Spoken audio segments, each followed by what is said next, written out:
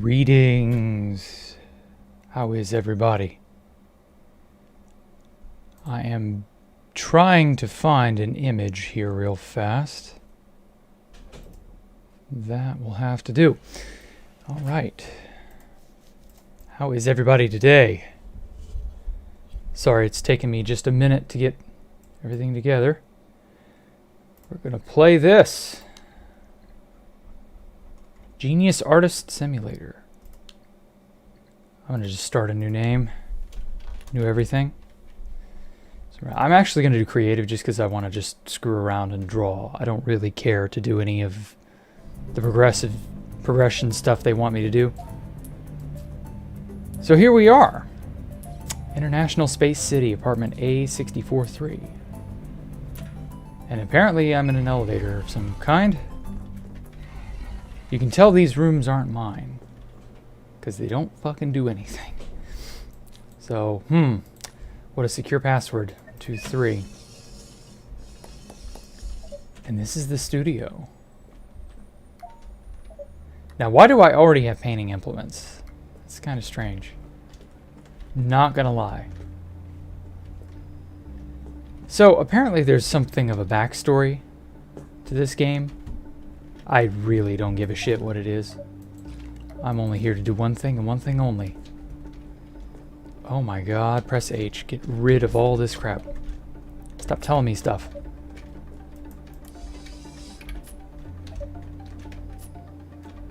Now then. Oh, just the paintbrush is floating. That's wacky.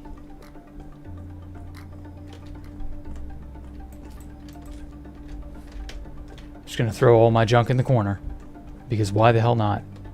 Hey everybody, how is everything? Oh yeah, let's get a nice warm fire roaring. Let's buy some painting implements, shall we? Thin brush, medium brush, thicker brush. I'm gonna need me a mop. For painting, of course. Some buckets. And I think a hairdryer. Oh wow, I can burn things with a torch. I don't like that. Metallic medium for subtle metallic effects. Ooh. I will try that. I've got all the paint I think I need. That's pretty much everything. Tape gun with multiple duct tapes. Okay, protects any surface. Ah, okay. You can buy assorted junk. Really not sure what I would want half of that stuff for, but whatever. I'm gonna get a little bin. I guess we've only got bins back here. Cool. This will be my assorted art implement bin. At gender was they. Yeah, I don't get that either. It's just was an option, so meh, who cares? Hey, Smokey. Yeah, it does look sick, I know. There's a lot of really cool stuff in this game I found. Including we can just make whoops. Get out of here, easel. Or, palette. I'm just gonna make me a bucket of paint. Come on.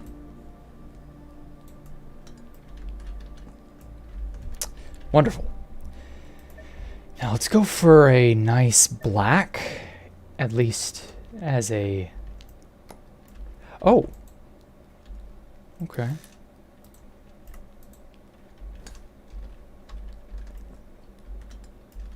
Positioning things is not exactly helpful. I want lots of my base coat, just so that I don't have to come back to the stupid thing over and over and over to get what I need. Okay, I want to add my metallic. Oh, I want to also get my broom, because This is an important painting implement. My brushes. Some buckets.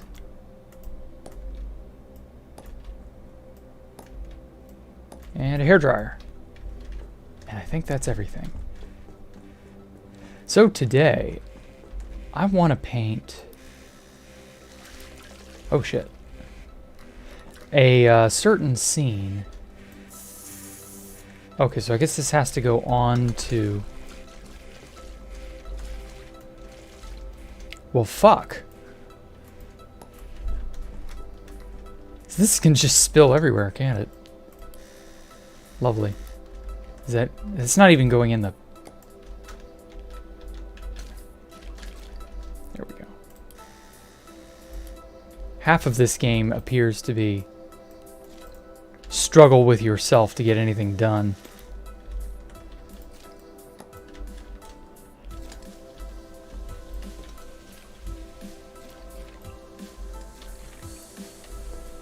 There we go. This reminds me of another game. You got the name of it. Ah.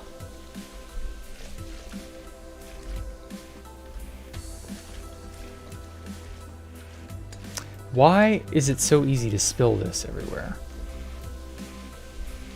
That's horseshit. Oh my god, this is such a mess. But whatever, that's art. I'm just gonna lace the canvas as a whole.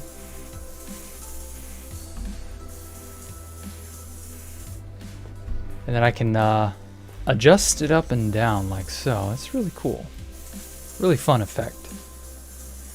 I can make, I don't know, I'll make something, I'm sure. Okay. Now, I've wanted to try this for a while. What the hell? Where did it go? What? Ugh. Okay. So that actually fills it up while you're holding it. Okay, cool. That's nice. Spills paint for 2 hours on stream, you know it. Okay, so this actually doesn't. And that gets rid of all... Are you serious? That's all of it? Ugh.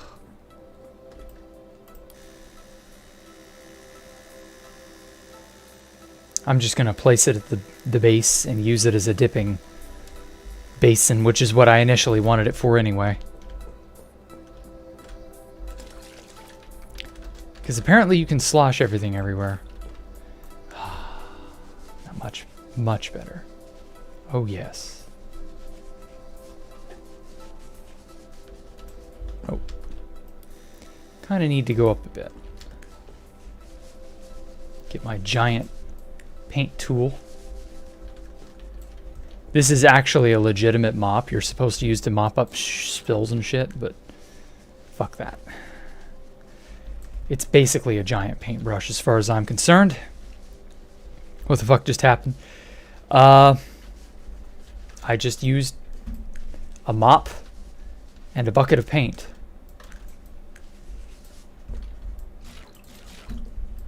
Oh yeah.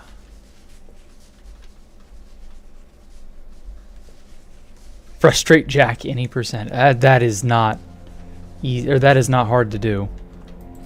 A lot of dumb shit frustrates me. But hey, you know, sometimes feeling the rage course through your veins isn't so bad.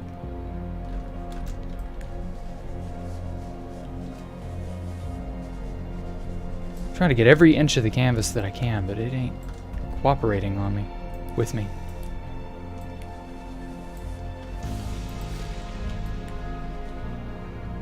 So, this lovely little studio of mine, funny enough, it's in a giant space cylinder thing orbiting the Earth. It's pretty fucking cool, I think. What is this? Authorized personnel only.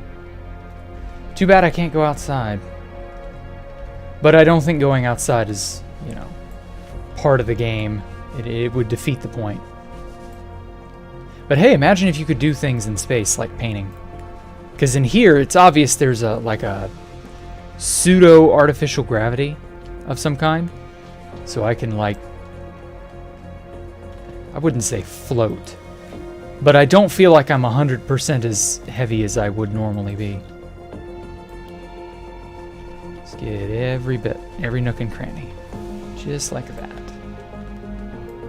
There we go. This place is going to be an absolute pigsty by the time I'm finished. This is for cleansing. Now, let's get a nice blue. This color. This will not be for splashing. This will be for more of a, you know, actual painting. Okay, that still kind of sloshes, but that's not too bad. Then I want a good red too. Go for that color. Not quite like a vibrant red, but like a slightly dull red. That'll work. I'm sure these things all have names. New Space Vault concept leak. Ha, you wish. No, I will not be doing any of that today. Shit. But I will be doing concept art eventually. So what is this? Gray. Okay. So that's how we get white. Aha. So I'm not actually going to use a bucket for white. I'm going to pick this gray. And have that be the base tone that I'm going to use. And then Deep L is your best friend, Super Jean. Not, I'm not reading that. If that's Deep L, then it's probably wrong. High quality art. I don't know how high quality it's going to be, but sure, if you say so. Let's get it all nice and dry. Black wash the canvas there. Oh yeah, that's lovely. Okay, so I should have used this afterward. You can never quite tell what effect this stuff is going to have when you buy a new implement or get a hold of a new material. Maybe this is just like a gloss or a glaze sort of thing, so it should go on the absolute last. I don't know. We shall see. We shall see. Huh? Ugh. Bastard. Whatever. What was that? It was that blue. There's more paint on the wall than on the surfaces I'm supposed... Yeah, I know. It's just how it's going to be. Don't worry about it. Now then. Obviously, just painting alone isn't quite what I intended to do. I did intend to do some other small things. I also really like how you can jump off the platform and it will resume where it was. Now then. I'm going to try, by the end, to see if anybody can guess what it is that I've painted when it's all said and done. Yeah. Okay, I need a... Thought for sure I'd knock that over. I need a blending implement. I'll get to questions here in a moment. Here we are. How do I use it? Way too expensive for a ball of fabric, but it works well. And they use it as a doll. That's funny. Fine blender for paint mixing. And I think that's everything. At least for right now. So everything you order just sort of shows up here. Deliver.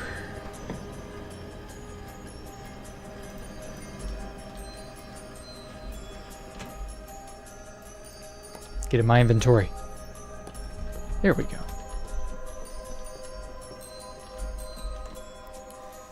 Now then. How does this... Yeah, there we go. Okay. This is gonna take a while. So hopefully I can keep my cat at bay Just long enough to kind of give me a few hours solace. She can get really needy. But anyway. Okay, let me... Questions. Okay. Thoughts on reptiles. They're reptiles. Reptiles don't interest me. Like, I don't really care. You know, you can have your whatever pet you like having. Reptiles are very interesting animals sometimes, but they're not the first thing I think of when I think of you know, cool animals. Reptiles just kind of strike me as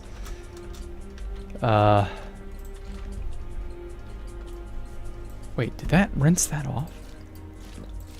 There we go. I was like, I need black. Come on.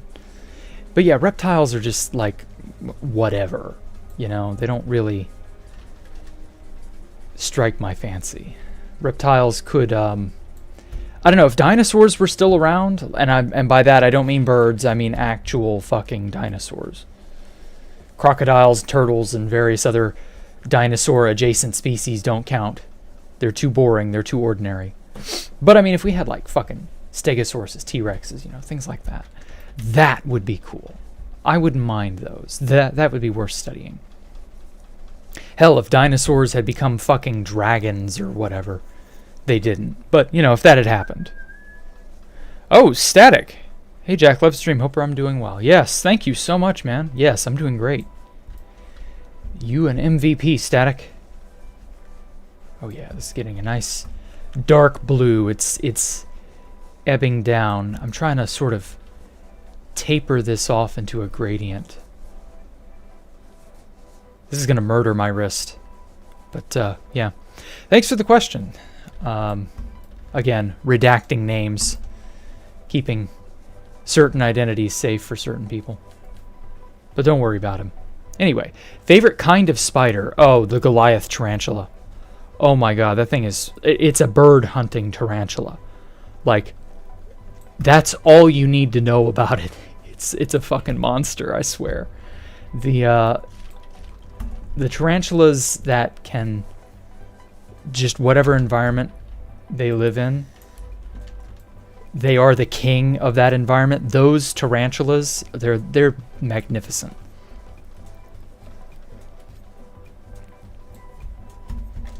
They're the kind of animal you have to kind of respect.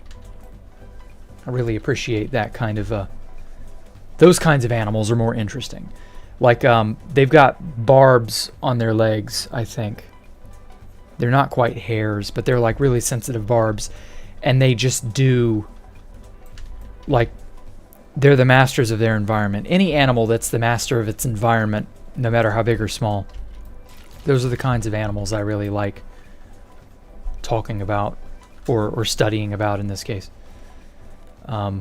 Most of what I've studied, unfortunately, has been bacterial life. That's most of the work that I've done. Just in general. Trying to bring this blue down just a teensy bit. It would help if there was a tutorial on how to use these things precisely. Like, what exactly this can do. What are the limits of this or that implement? Never really says. But, ah well. So if I do this, it doesn't blend it quite like this will.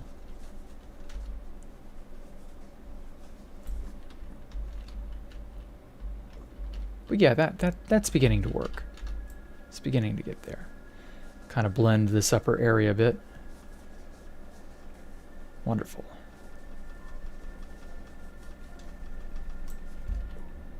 Kind of mute the blue just a tad bit more. I know a lot of people have been all, you're the Bob Ross of Minecraft and stuff, but like, I don't know, Bob Ross had a thing about him, a demeanor to him that I don't have. And I dare not try to have it because it doesn't work. But I do enjoy the artsy endeavors. I've always had a love for art. Okay. Let's try to blend this in a little bit more. Hope Space Valk 3 will be good. Well, thank you, Static E. I hope it'll be good too. I don't want any problems with it. Thank you so much for donating again. I didn't expect someone to do it twice. Not back to back in one stream. Okay, so I think you gotta have the two... There we go. The two pigments you care to blend on top of each other like this. Yeah. That's getting there. The thing that's throwing me off is, unlike in Minecraft, the crouch in this game, you crouch and you're permanently crouched like that. It's not like a hold down type of thing, and Minecraft has trained me for well over a decade now to do that. You're going to crouch and you're going to hold that key and you're going to hug it like it's, you know, your life is, you know, going to die. Or you will die if you don't. And of course, living over the void for many years has also kind of taught me that too. So it's just one of those things that I've gotten into. One of those habits. Next question. Weird things I think are cool. Well, my dad has shown me some things lately that are really, like, top-notch amazing. So apparently within the miniaturized plane making community, miniaturized jet motors have become a really hot commodity, and I mean like a jet engine, but small. And those things can generate 50 or so pounds, which is like 100 kilos of thrust. Well, no, not 100 kilos. It's probably closer to like 80 kilos. But that's a lot of thrust that a miniature engine, and of course it gobbles up jet fuel and stuff like crazy. But you can get, if you build a little platform large enough for you to stand on, you can put 3 or 4 of these engines on this platform and then sort of put like an angling mechanism on it, and you can build a personal floating platform, like a hovering platform. It's really cool, and you can only stay aloft for, I don't know, 20 minutes. Like I said, it gobbles up jet fuel, but it's really, really good. I've seen a lot of these people like fly, essentially. There, of course, have been personalized hovering devices and stuff before, and so that's what that is. It's nothing short of awesome to watch somebody do this. And yeah, like, oh fuck, this thing doesn't do anything. But yeah, I wouldn't mind trying that. That's a pretty weird looking thing, I think. It was something. When I first saw a person taking off that way, it was cool. Really fucking cool.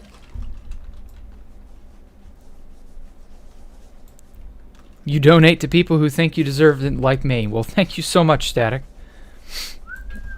Bless you, man. That's wonderful. You are the MVP. Holy shit.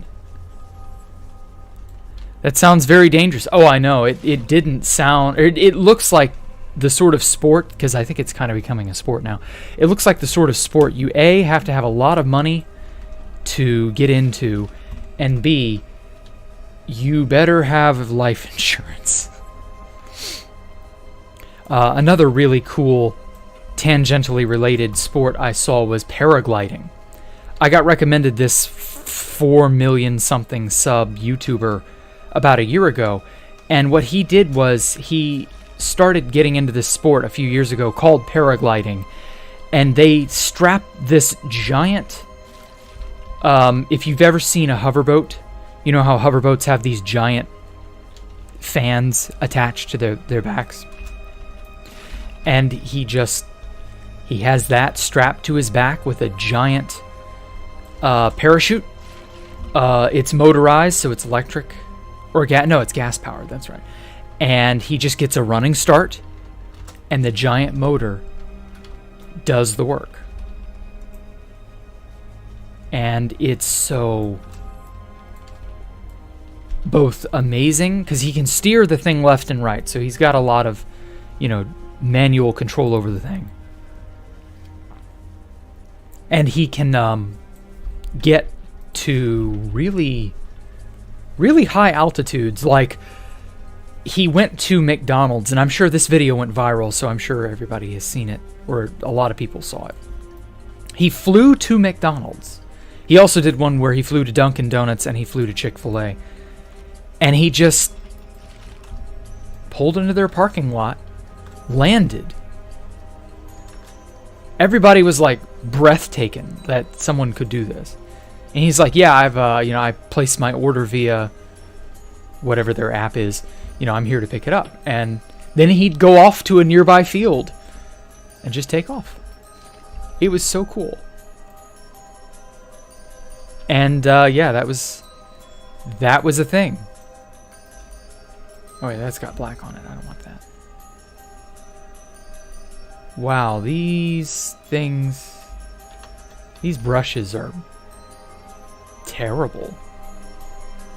For like mixing? Damn. I would rather use this. This actually seems to mix decently well. I'm still learning this game, so if somebody knows something about how to do something better, tell me. Huh. Guess this don't got nothing else on it. I don't need this for right now. This thing is useless. I'm retiring this. Paint roller.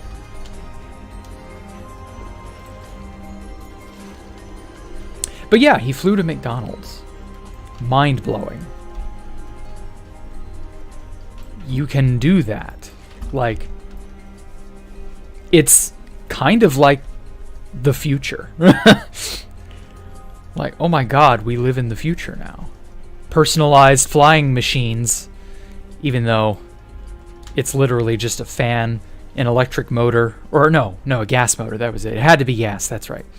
And then just like a giant parachute with some steering. And that was it. Then I ended up binging a lot of his videos, so he flew to the Bahamas. Not in his paraglider, he flew via an actual plane. Landed in the Bahamas, had his paraglider, I think he had it shipped there or something. Got it, and then flew to one of the Florida Keys that's just like a teeny tiny little inlet island, just out in the middle of bumfuck nowhere. Flew there. Camped there for like, I don't know, a day.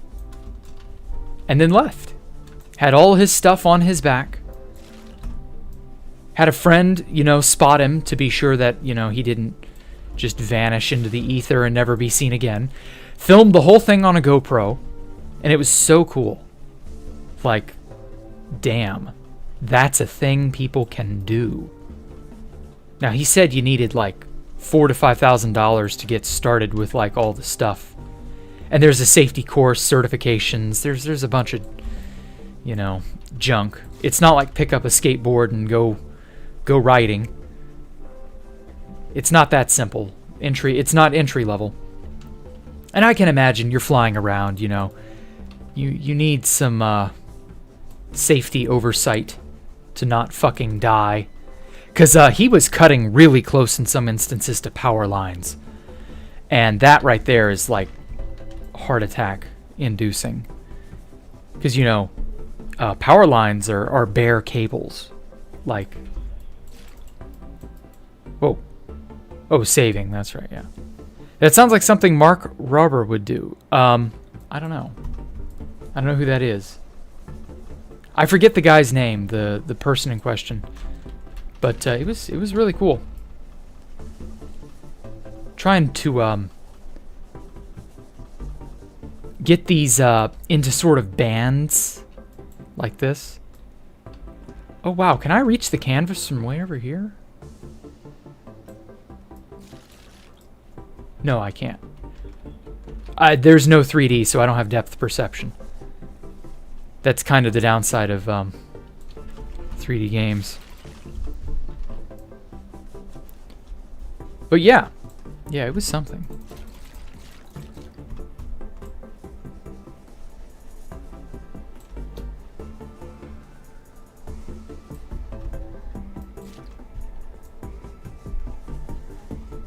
Cool. Now then. Oh, still got stuff. So yeah, that was a wonderful question. Yeah. Weird things I think are cool. How many times have I placed bedrock on 2B2T? Twice. I got to place my first piece of bedrock at the bottom of Space Valk 3. No, sorry, the first Space Valk. There was no bedrock at Space Valk 3. That shit was patched. And I got to place bedrock. Where was that second? I think it was at Tristan's stash, I want to say. Yeah, that was it. So I've only ever gotten to hold the damn thing twice. Oh, wait, no. It wasn't Tristan's stash. It was Wrath Outpost. There was a little melon castle where Pyrobite gave me bedrock. And I was like, I know the perfect place for the first piece, but I have a second piece. I don't know what to do with that, and I can't really, like, put it anywhere interesting. So I just smacked it down on that melon castle. I think it got deleted a long time ago, though, so that's probably not there anymore. But, you know, I got to place some bedrock. I mean, that's pretty cool. 2 is more than most people will ever get to place. And then I'm sure you got people who have placed way more bedrock than that. I don't think anybody will ever beat Passy 05 for a bedrock placement, because he built, you know, the dead space marker out of bedrock at the aptly named Passy Town. So, you know, that's a tough score to beat. I'm sure he's placed hundreds and hundreds of bedrock throughout on 2B2T in general. The only other person I think who would probably come close would be maybe Pop Bob, maybe Tristan. It's hard to say. But yeah, it's not too bad. I've gotten to do a lot of crazy shit like that. So I'm happy I got to place any at all, even if it's just 2 measly pieces.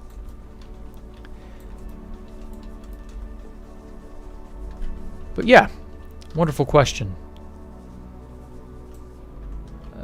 That's not flattening out like I want it to. I don't really want it to be like a stiff peak up there.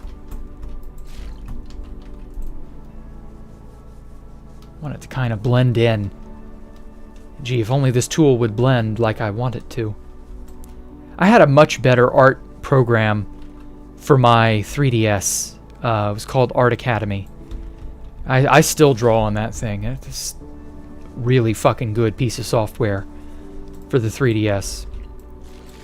And of course that's stylus based, so it's probably already gonna just by nature by, you know, the way of it being programmed, it's just gonna have a better, higher advantage.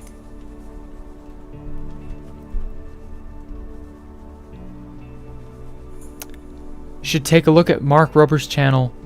He's good friends with Mr. Beast and makes great science videos. Ah, okay. Little One of the Moments reminds me of the game from the perspective of the ability to make items bigger.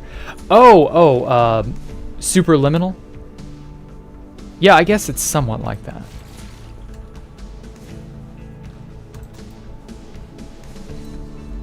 Yeah, that's just the nature of 3D games in general, though.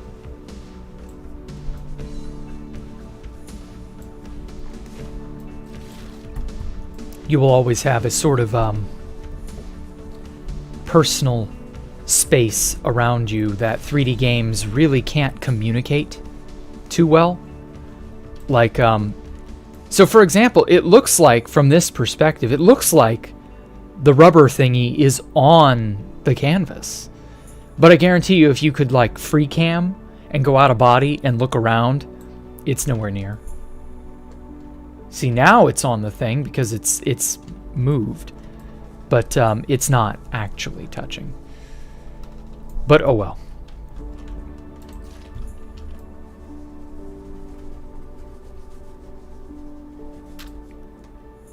It's getting there. The background is kind of sort of what I want.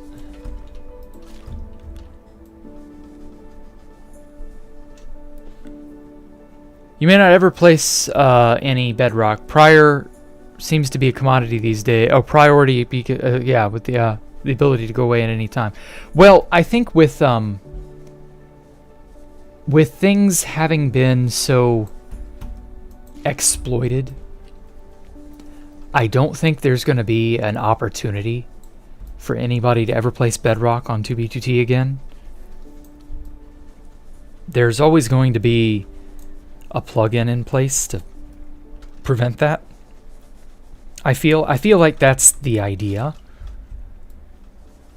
That may have always been the goal, but obviously that goal was never 100% achieved.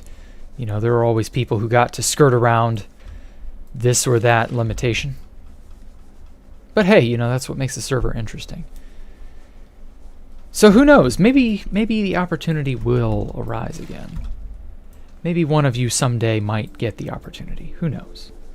I wouldn't hold my breath, but you never know. Crazier shit has happened than I could have predicted back when I played really regularly.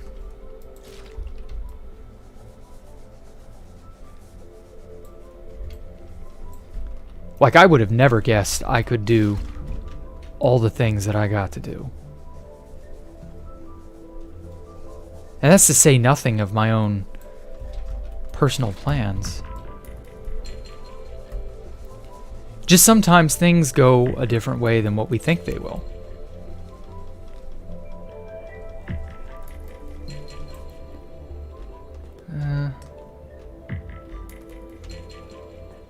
You can still kind of see bits where it's darker and lighter than it should be.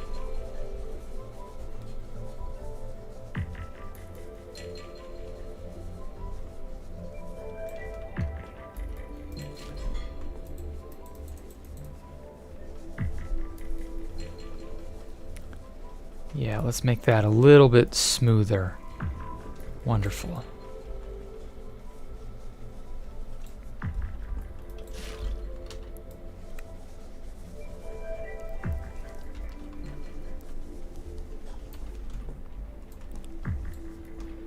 Okay. That's not too bad. I want to kind of make a sharper line here, or a sharper band here.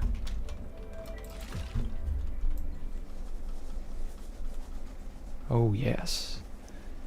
Love it when people like Mr. Beast use their money and influence to help the planet. Yeah, that seems to be a really worthy endeavor that they've undertaken lately. Let's just hope nothing happens to like co-opt it. Because I also feel that whenever somebody does something like this, it, like, the wolves, or not the wolves, the hyenas come out of the woodwork to, like, co-opt it and change it and destroy it or hurt it or change the messaging, something like that. Something happens and it gets off the rails, you know? That didn't happen with Team Trees, to my knowledge. Could be wrong on that. So who knows? It could just be a force for good and nothing more. But generally, forces for good nowadays are poo-pooed. They are beaten into the ground. They're co-opted. Like a genuine force for good, I'm almost convinced, has to be out of the public consciousness.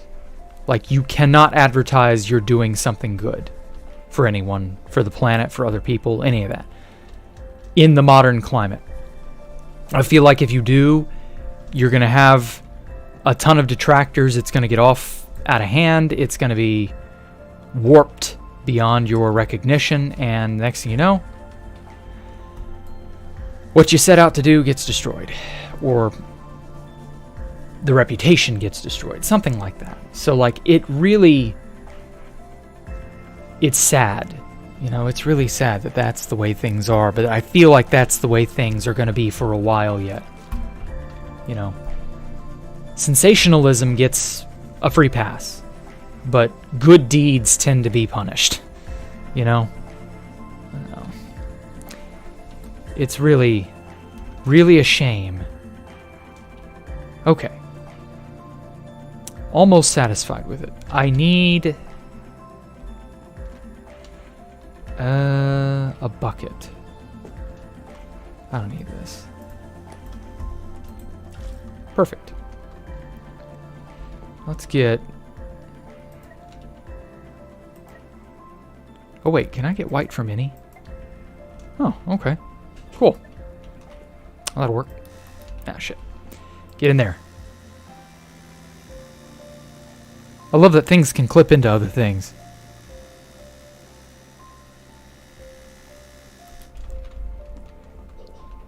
I just hear stories of people who walk the wrong way, and boom, their 20s are gone.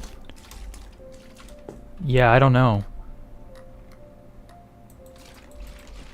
I don't know what that's about, but I guess, like, I definitely feel like I blinked and my 20s were gone.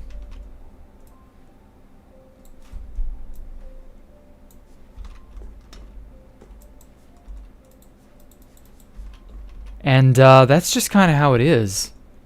Life doesn't treat you well just because you are this or that age. Time is going to march on, and you're just going to have to deal with that. There we go. And it's an unfortunate thing when you learn, or when it dawns on you, oh shit, I'm no longer such and such anymore. I'm no longer this, I'm no longer that. Like, such is life in the zone. You get used to it though. I mean, one day my 30s will be over. I'll be 40. And then I'll be 50. And 60 and 70 and so on. Like, it's kind of overwhelming, but if you worry about it too much, you know, yeah, it might be something that you have to deal with, but that doesn't mean you can't, you know, have fun and enjoy your life. Nowhere is it written that your life is over just because you hit an age. There it is. I get the feeling that a lot of people ascribe too much power to a number. Like, when you're an adult, you're just an adult. That's pretty well the end of it. When you're in your 20s, even though you're an adult, people kind of expect you to be a bit of a fuck up, a bit of a young idiot. Because, you know, you are, to a degree, still young. You're only fresh out of your teens. You're not, like, a decade out of your teens or anything like that.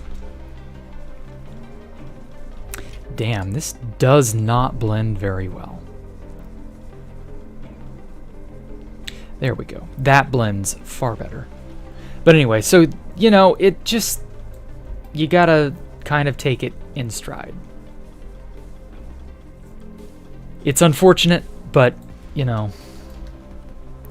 I feel like as I've grown older, more of the world has opened up to me.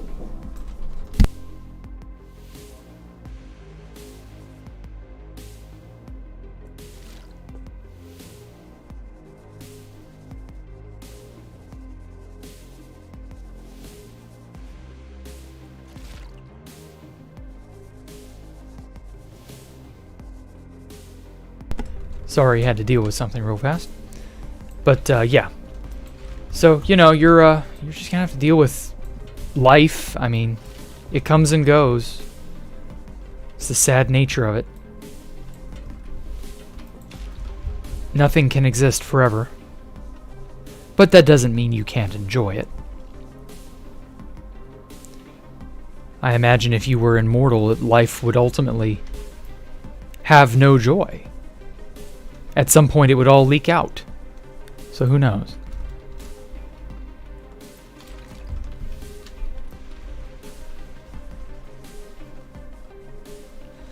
Okay, so that's getting a little bit more like what I want.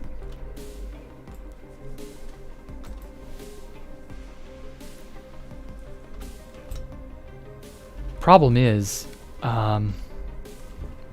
blending is a pain. There's got to be an easier way to do this. Metal scraper.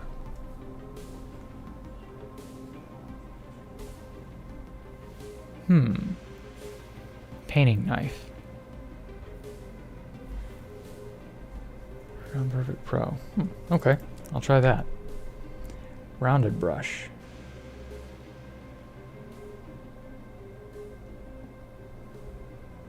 Extra large flat paintbrush. These seem to be very precision based. Sauna whip brand. What? Do you have action painting activity? Okay. Not terribly useful. These are just easels. Kidu Warfare Machine Gun. What? Why is a machine gun in the shopping list? A leaf blower. A lamp burner ray. What?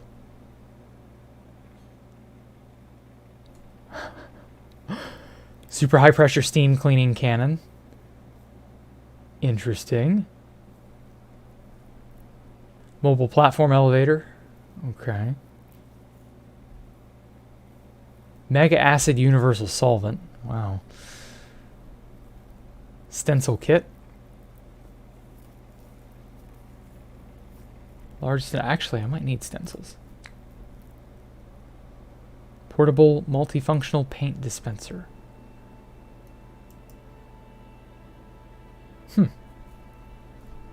Well. So nothing about a mixer, which is very unfortunate.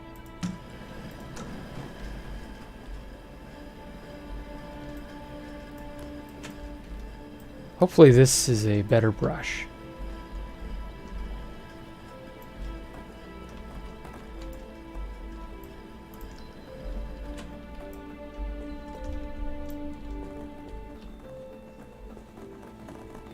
Oh boy, we got our patented simulator physics.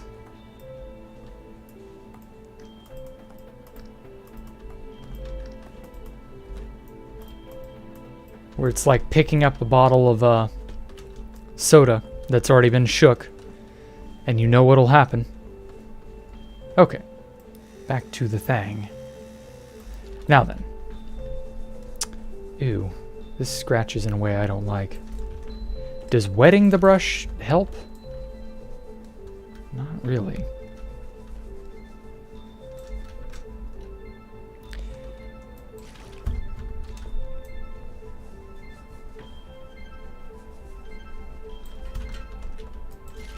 Hate having to be experimental, but like, it doesn't seem like the way the game mixes paint. It doesn't seem like it does it like it would in real life. Not a terribly accurate simulator. But I've seen some really beautiful things on the Steam Workshop that people have made in this, so it's not like it's not doable. Yeah, I don't know about this one.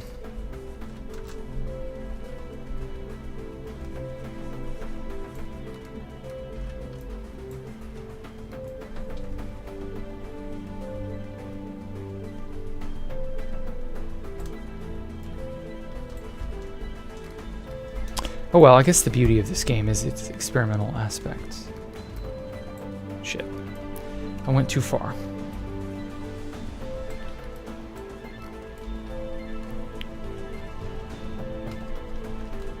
There we go. Kind of blending it all in.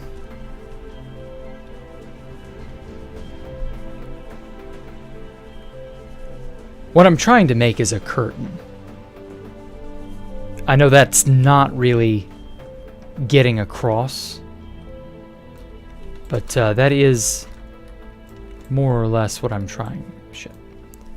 aiming for. A curtain with like lights that are very clearly streaking down the curtain. The curtain itself is blue, so you got that sort of wavy ripple effect.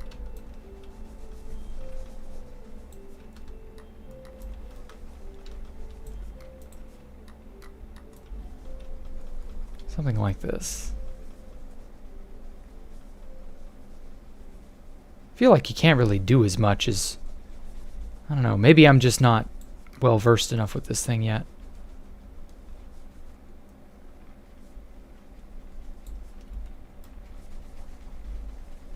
It's like real paint. Wet the brush dry. Dry it not all the way, get the paint, it should be fine. No, it's not. Like, it, once you've wetted the brush, it treats it like it's already dry. So that really all that does is just erase the paint.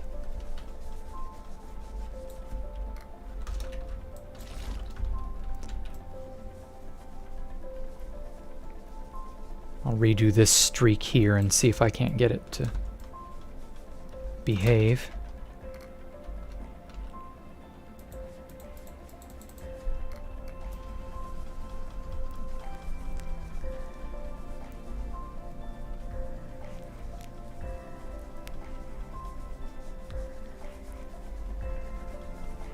There we go. Yeah, that's getting in there. Now then. Oh, I've gotten distracted with my implements. Back to questions. Are pigs cute or ugly? For me, they don't seem very cute. But I can kind of see the appeal to a degree. For me, pigs are food. Like, there's no doubt about it. Like, I don't see them as a pet. I know some people keep pigs as pets, but those people are weird. Those people are, they've confused food with companionship.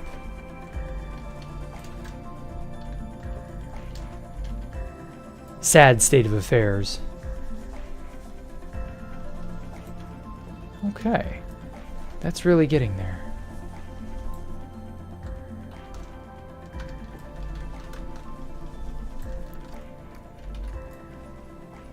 Just gonna paint over that.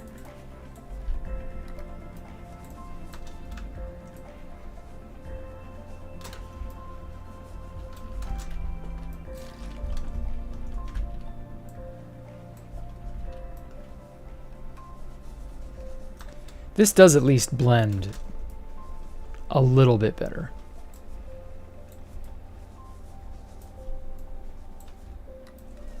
There we go. Oh God. I hear the sirens starting up again. Kitty. Pigs smell a lot, plus they grow massive. Oh, do they ever. Oh, fuck. Hold on.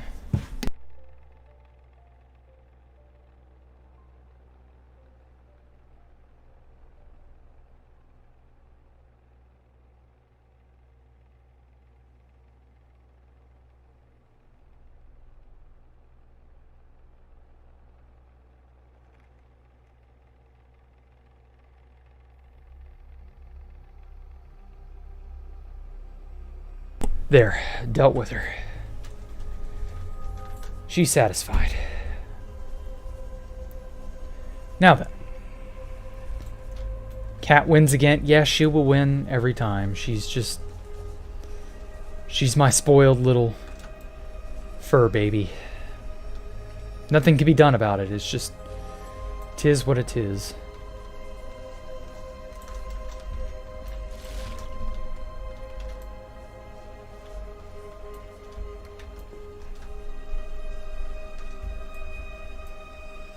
The way the camera moves as you're trying to paint up and down is weird too.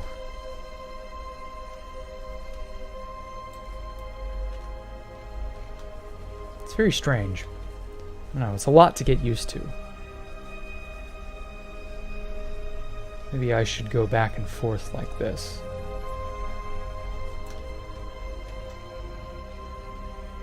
I guess the wet spot where the paint is fresh is throwing me off a bit. Okay, that's better.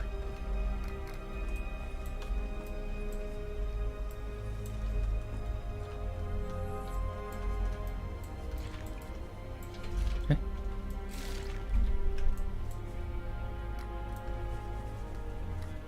What the fuck?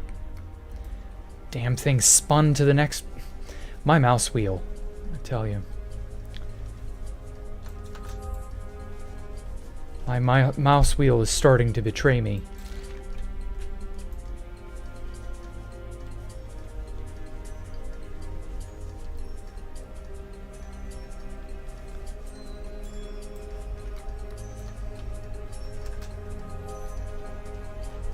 There we go. So yeah, I don't really find pigs terribly cute. A lot like how pugs are ugly cute. If that makes sense. I don't know why people find those things cute, but they do, so whatever.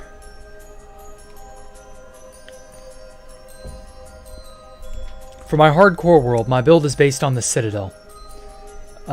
Yes it is. The place I'm bombing out is to make space for one massive spire. More or less, yeah.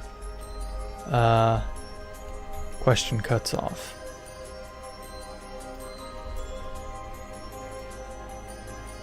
Is there going to be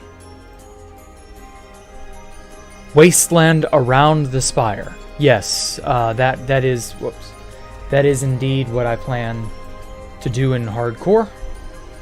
There will be a giant wasteland surrounding it. I'm going to put lava casts inside it, almost like an homage to you know where.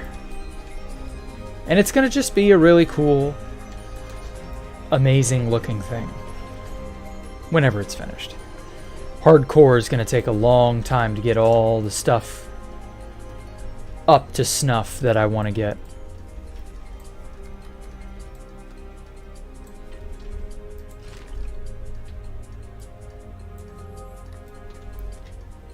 Hardcore is going to be fun, though. I'm looking forward to it. No repeats of last week. I found a better bomber design, speaking of... one that will bomb going forward and going backward. And funny enough, it was a design that I used in Skyblock on my really crappy old Skyblock series from last year. Funny enough, I went back and saw that I was working on that this time last year. I was like bombing the Nether and all sorts of stuff like that. It was very involved project. But it's, you know, it paid off. So yeah, I've rebuilt all my bombers and they work a little bit better.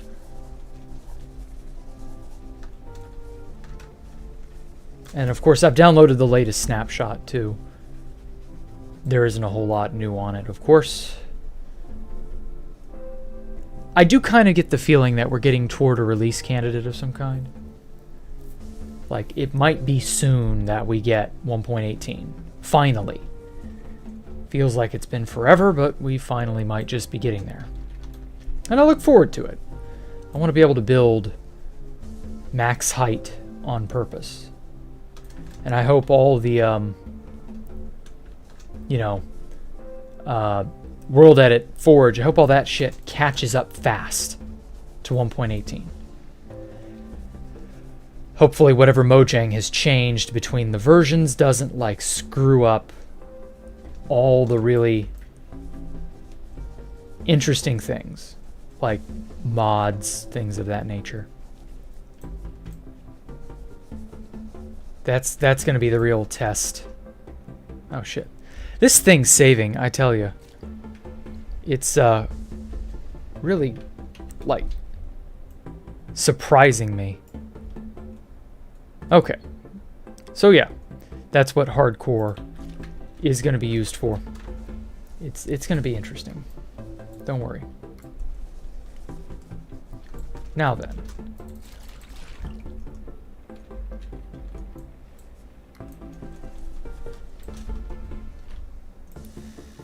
Let's go down just a tad bit. There we go. Is Shinobu best anime? I'm not sure who asked this. It's not the person who asks the most questions. But Shinobu's is the best girl in Monogatari, if that's what you're getting at. For reasons I outlined day before yesterday. She's one of the more complex characters. There are other complex characters. She's not the only one. But she is certainly one of the better characters. Some may argue that there's another character that's just as good as her, and I would say that that person is wrong. Nobody beats Shinobu.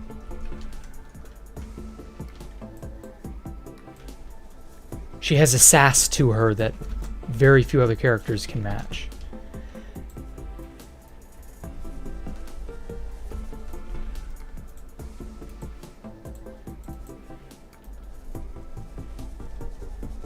Oh, okay. Yeah, that may be the way to blend to get to a color profile that I like. Do just a teensy bit. Like that. Yeah, just that. To really match that color and get it to move in to being what I need it to be.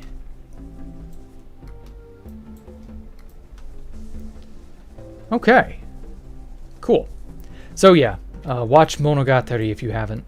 If you're into anime. Some of you aren't, I realize. But, you know, really good story. Really fun, interesting characters. It goes all over the place sometimes. There are a lot of references to older anime. Just because, like, why not? They love making references to things. So you might not get everything, but, you know. Okay.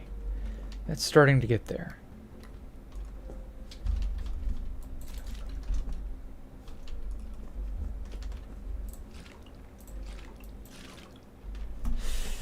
All right, just a tad bit. Just itty bitty bit.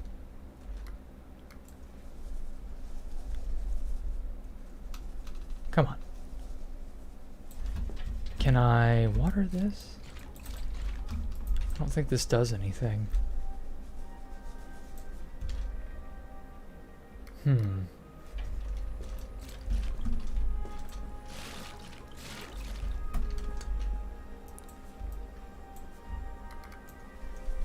Just to kind of brighten it up a bit, because, you know, there are streaks of light that should be coming down, sort of like that.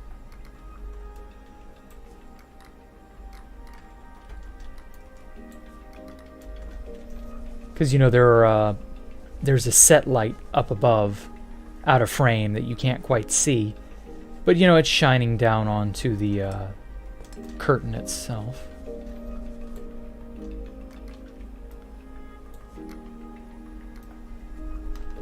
Just like a soul.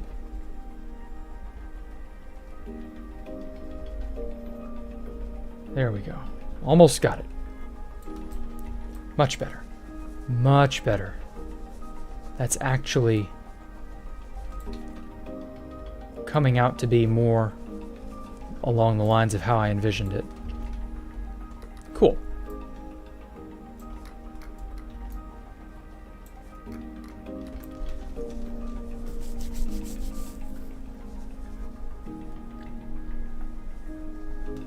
Oh my god, you bitch. Blend.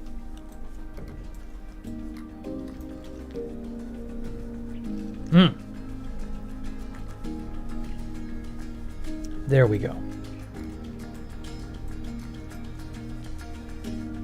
Ah. Wonderful.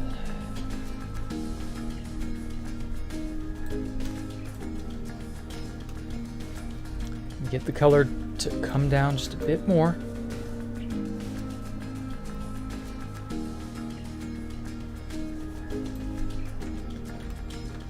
There we go. Just a tad bit of a streak here.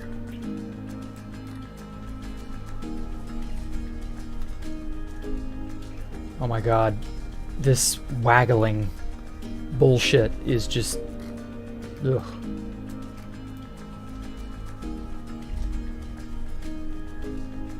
This might not have been such a good idea.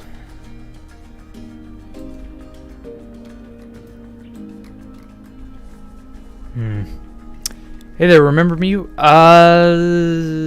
particularly. Mr. TV. Your name is in Russian. Cannot read Russian, sorry. The difference between a hamster and a rat. A hamster and a rat? Hamsters are a different order than rats. They're all rodents, but there is a difference between them. I just forget what it is. But like, they're not taxonomically the exact same. Like squirrels are rodents. I think rabbits are in the rodent family, or are adjacent. But like, there's a lot of difference between rats and hamsters. I think hamsters can only eat seeds or something like that. Could be wrong. I've never owned a hamster. Okay. So, that pretty well gets that done. We'll need more black for the bottom. Don't need that. Don't need that. Now for this. Ooh.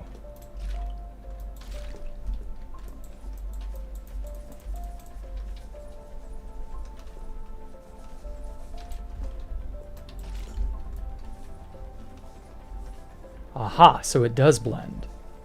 Cool. All right. We're getting there.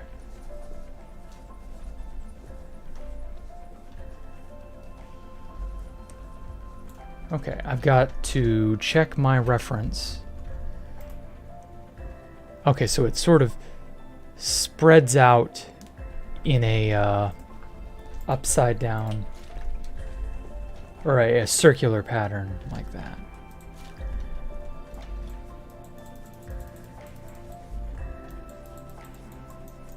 And it's very broken up and shattered.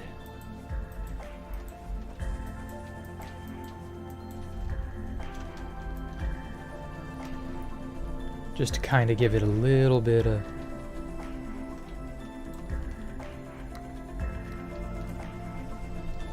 texture like that.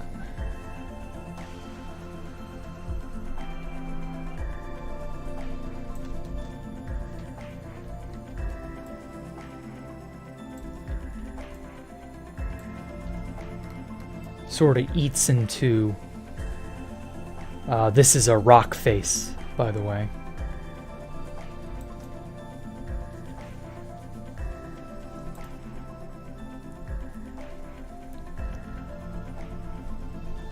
Okay, I don't want to really put too much.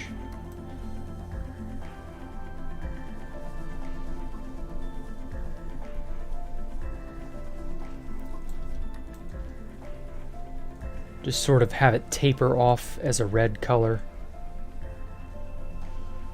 toward the bottom.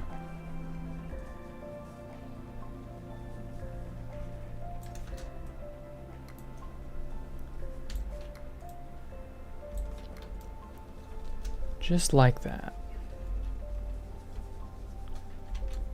You know, that paint roller actually kind of low-key, it left a really good shape. And the blender kind of ruined that shape a bit. Actually, I might just paint down onto it just to sort of eat into the rock face. Eat into the rock face like a hobo on bath salts eats into another hobo's face.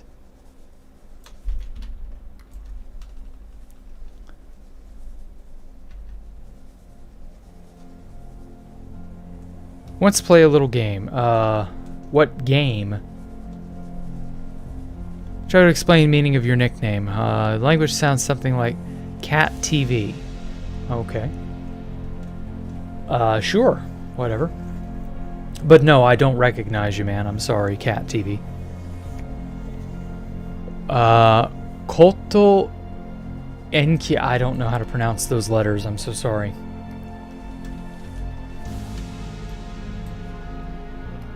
You were, asking the wrong bloke.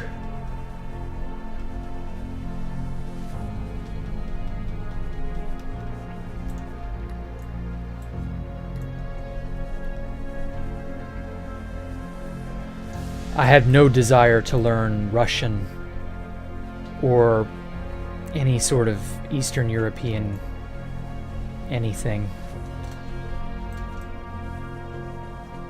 Just not my cup of tea. Those languages are very wacky to me. So if I'm a little biased sounding, you know, 'tis what it 'tis.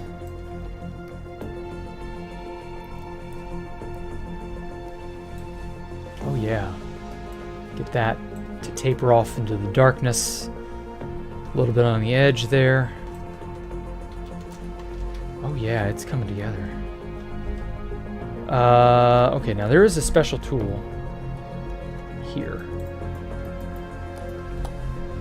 What this does is it chooses the painting right there. And I can give it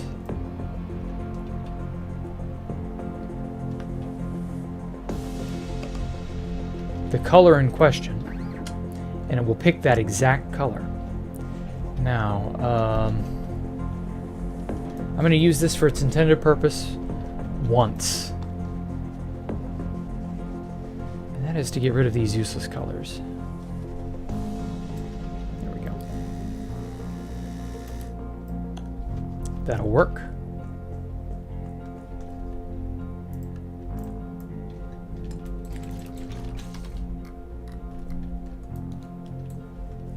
Wonderful. Kind of give this rock face just a tiny bit more definition. Whoop, whoop, whoop. Just like that.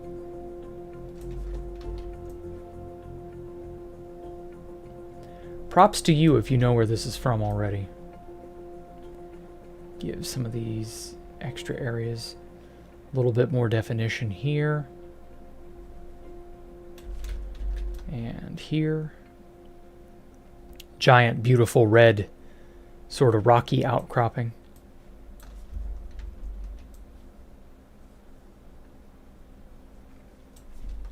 Forgive your mistakes, you're not very good writing in English. That's okay, don't worry about it, Cat TV. You're good. You are a good boy who done do nothing.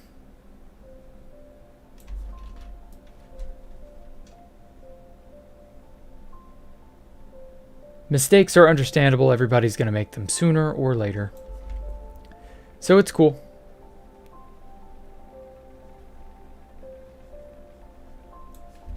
Now that.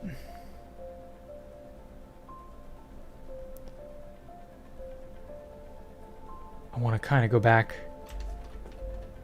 along this edge and cut into the rock a little bit more. Because there are parts where it blended, like right here, that I don't really want blended.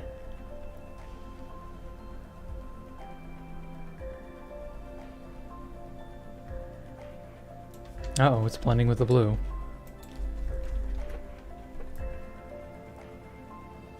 There we go. So yeah, where was I? Questions. Yes, yes, yes.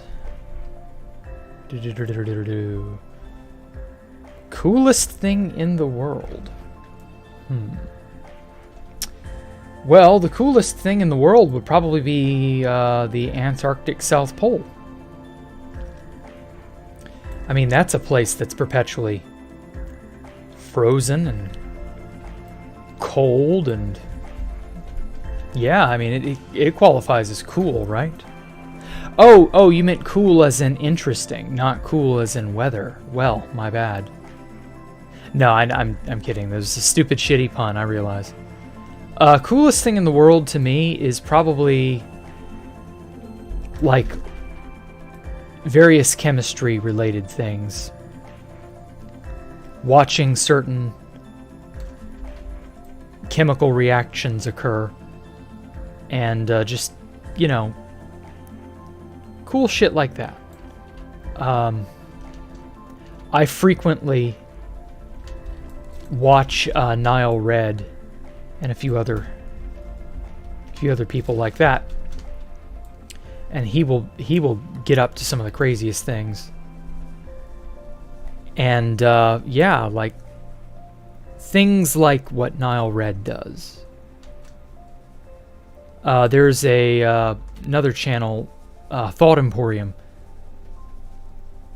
He does a lot of really high-end, cool experiments. And a lot of what he does is biology-based. Like, he made his own bacteria that had the gene for lactose digestion, and basically tried to culture it in his own gut in order to be less lactose intolerant. Because he enjoyed eating pizza and things like that, couldn't eat the cheese, just would absolutely destroy his stomach. And yeah, like that sucks. I completely understand. So he, you know, he would do that. Crazy shit like that.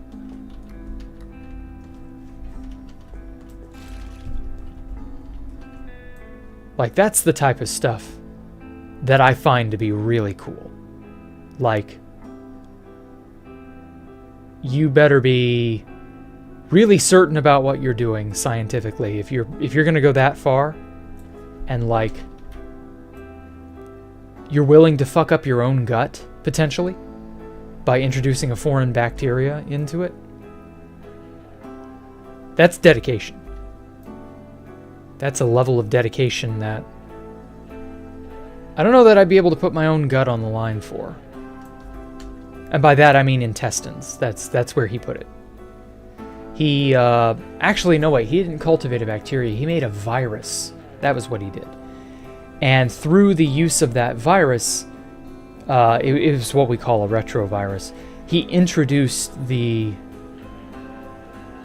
It's like a strand of certain kind of DNA for that it coded for lactose digestion. And so that's how he was able to temporarily, it didn't last forever, but temporarily he was able to cure his lactose intolerance that way. Like, it's shit like that that I just find to be so cool. Like, that's some metal, you know, dedication to science.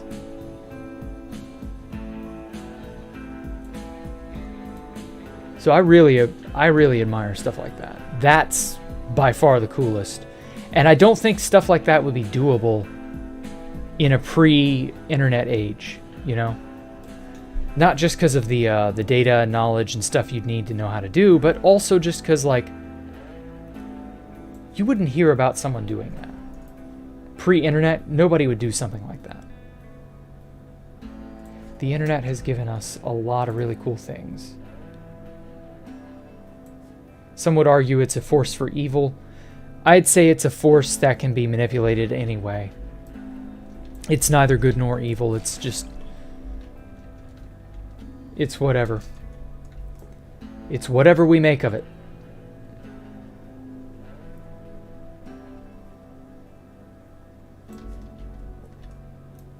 I want to kind of make little tiny gouges into the rock face here. Just to kind of make it seem more rocky. Gives you vibes of the dude who injected a random glowing stuff in him, but more professional. Yeah. I do vaguely remember hearing about that. That also is really brave and also potentially really stupid. Because that's like a jellyfish protein. The glowy stuff. And so that can turn really bad because proteins are not like chemicals. They don't really side react, but they can fold inadvertently, accidentally.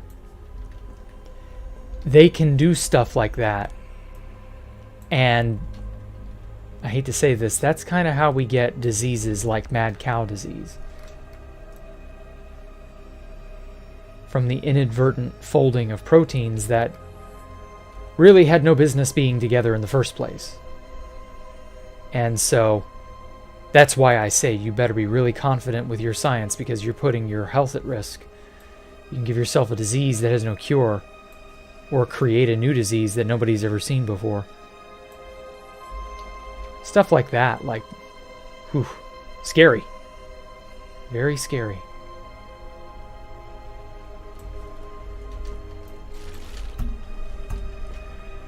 Oh, but yeah. I'm not that confident with my science that I'd be able to risk my life like that. So you gotta really admire people who can do stuff like that. I know I do. Jack, how many languages can I speak?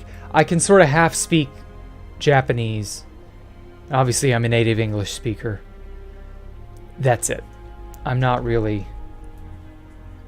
good at Japanese. I can just kind of like muddle my way through.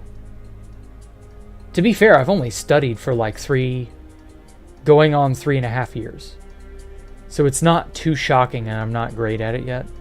It takes more than 1,000 hours of real hardcore study to get good at a language. And I'm just not there yet.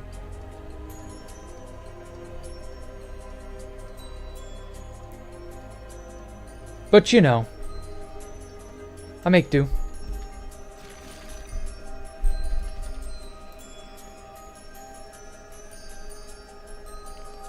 I get by.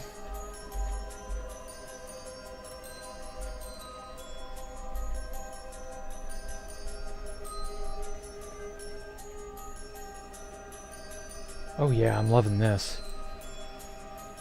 It's coming along. You can kind of begin to tell that that's a mountain range. On your phone, you have an instant translation. There are browser plugins for translation.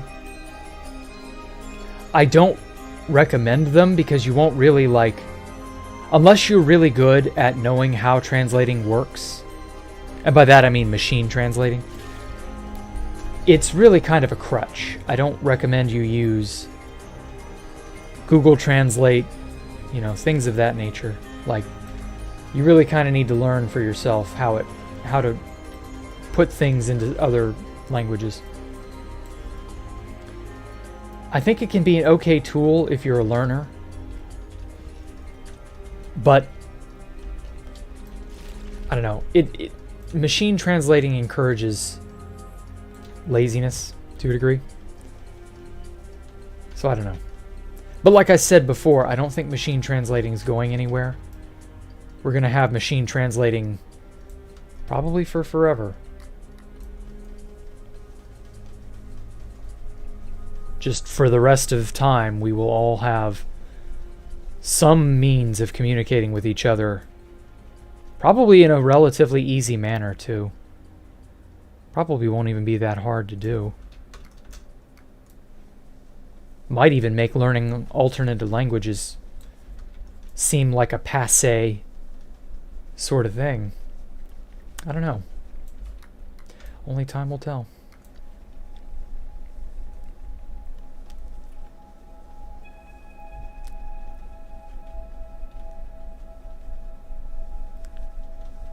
Oh yeah.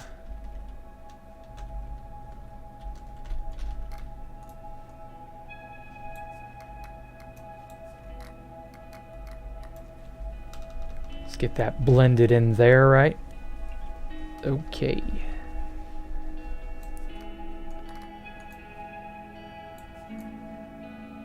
I love how you can kind of see the pixelation on the paint. Honestly, I don't know how you would do this without any sort of pixelation, but oh well.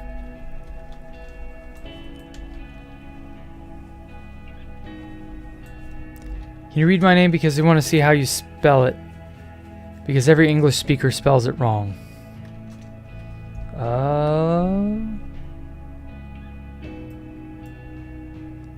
Towdies?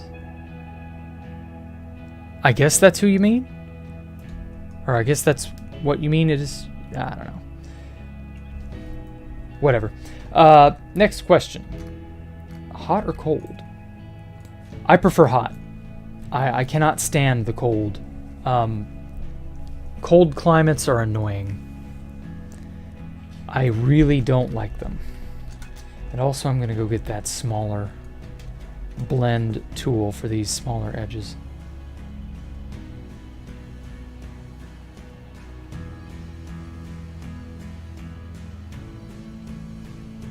Where is it?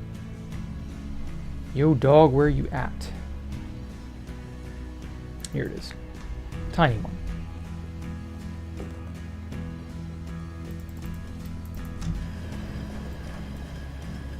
Come on.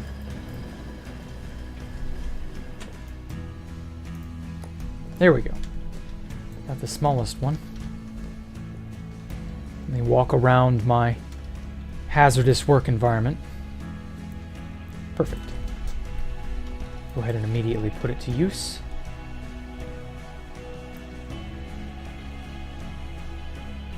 Wonderful.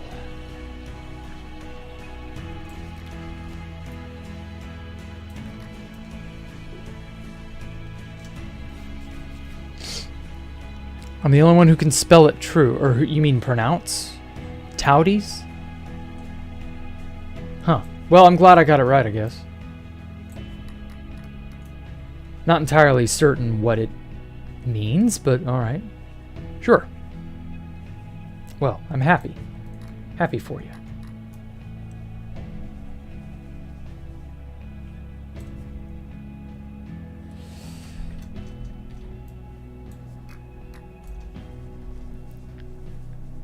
There we are.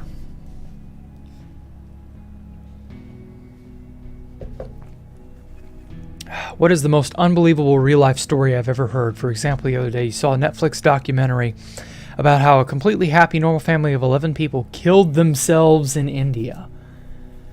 Wow, that is pretty unfathomable. Yeah, the most unreal story that I've heard, real life story, would have to be, so who is familiar or has heard of Count Dankula? Well, Count Dankula has done, if you know who he is, he's done a series called Mad Lads, or, you know, people who are historically kind of relevant to some event. They've done something, they're, you know, portraying, or perpetrators of an event. Probably, and Count Dankula made a video on and covered this subject. It would have to be... What was that cult? It was Jonestown. That was it. The Jonestown cult. That would have to be the most unrealistic, or the most outrageous real-life story that I'd ever heard about. Would be that. The Jonestown cult. And there's a lot of data and stuff about them.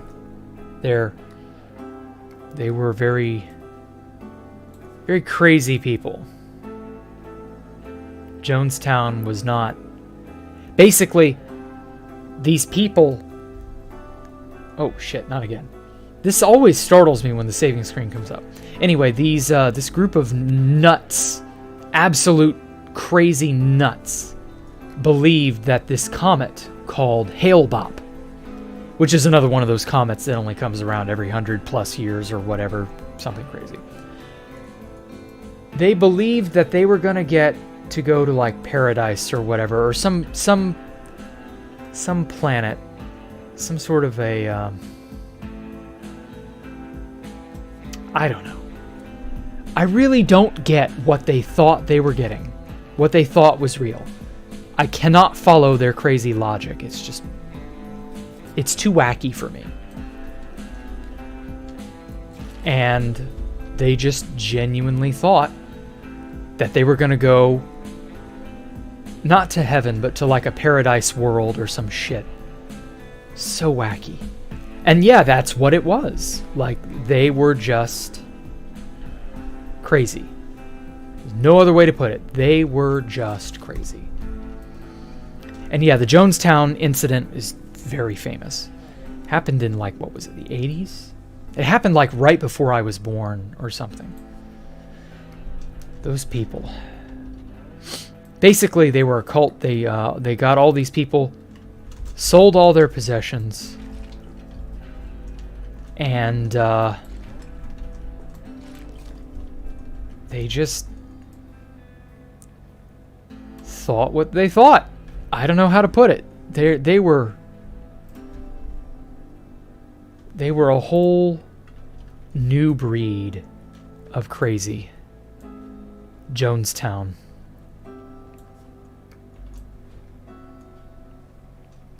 So yeah, look them up. They were run by one guy who was very obviously scamming them all. But like, to a degree, you could kind of tell he knew the jig was up, which I think is why he proposed the group suicide, because they all drank poison Kool-Aid, I believe. And so this is where the phrase drinking the Kool-Aid comes from, for those of you who may or may not have heard that. To drink the Kool-Aid means to be indoctrinated, or to go, to succumb to the whims of the cult. Something like that. And yeah, like, it's crazy. Jonestown was probably the most, I don't want to say polarizing, but like, they definitely had influence, probably more than they should have. And they were just, they led a bunch of people to their deaths, is what it is. They just, ugh. It was sickening. It really is, would you stop to think about it. But nothing you can do about it, so whatever. It's a very sad story too, because these are people who had loved ones, and they had lives, and they could have become something and done something for themselves, and they could have, some of these people were pillars of their community, and they got indoctrinated by Jonestown, and they just became shadows of their former selves. It was really, really eye-opening. Shit, it's too much black.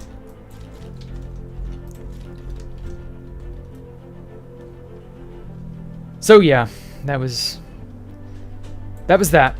That's definitely the most frightening thing I've ever seen.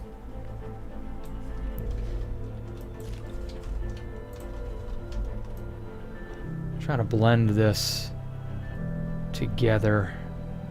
The brush seems like it can blend, just not terribly well. Let me try some of these. Is there a flat brush that's like smaller than this? Oh, that's right, you can rotate some things. Much better. That's not too bad.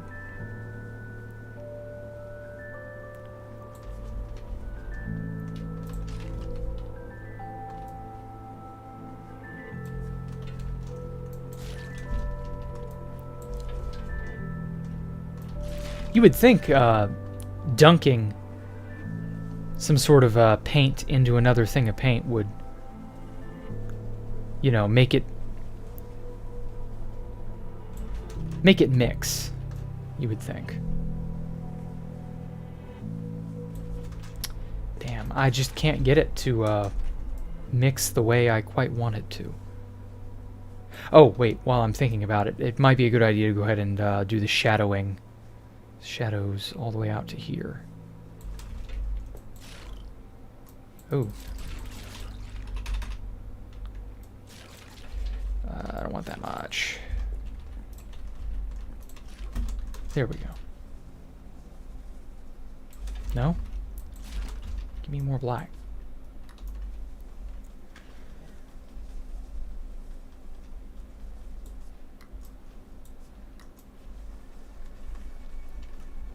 These tools are not terribly responsive. There was a tablet option. I might have to try that out. I have an old tablet here that might do the job. Oops.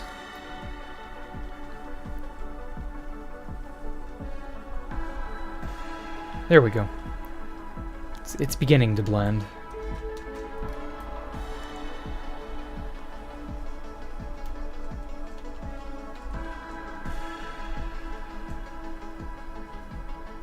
Ah.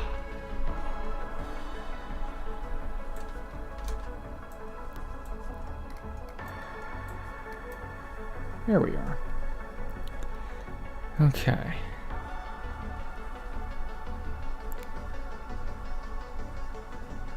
This is more in the foreground. This is still somewhat of the background.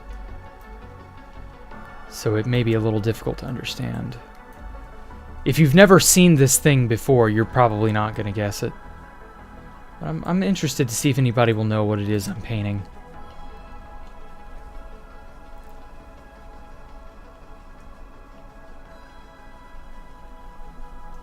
Or not, who knows?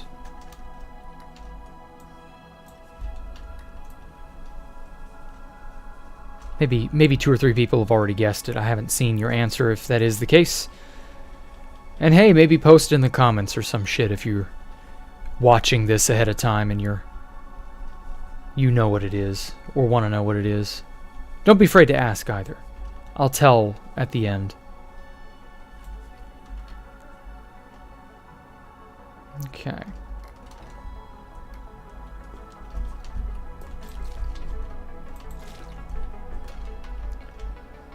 So this is definitely the head.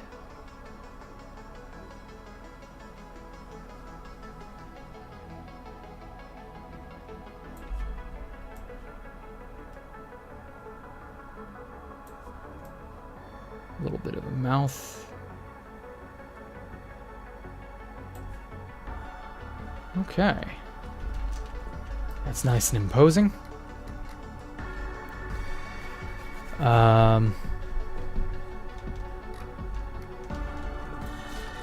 Yeah, much better.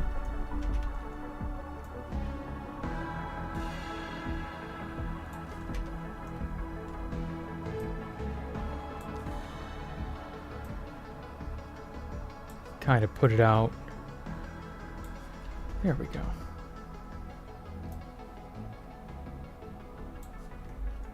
Perfect. Then I can kind of color it in.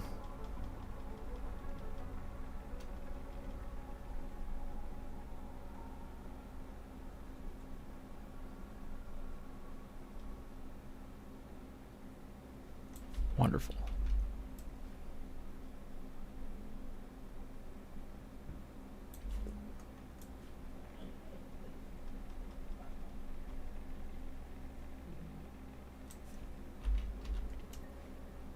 Oh yeah.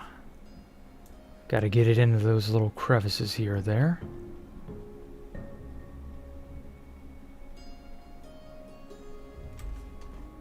Okay. That's getting there. Now I will finally... I want a little bit of white.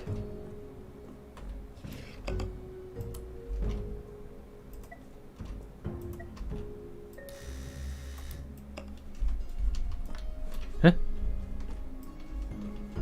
Ugh. Now, when have you ever picked up a palette and it's just popped right out of your hands? I tell you. Come on, I don't need that much. Trying to get as much off as I can. Perfect. Now then, the light starts like right there.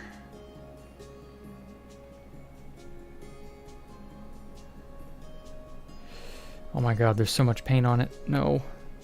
Ah, here we go.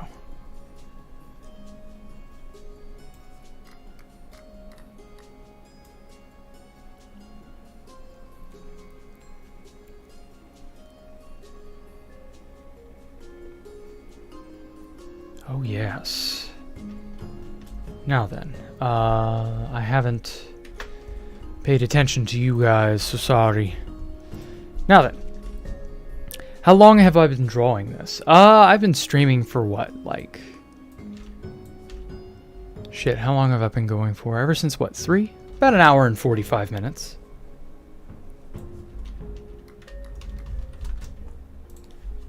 I haven't been going that long. Long enough, I feel.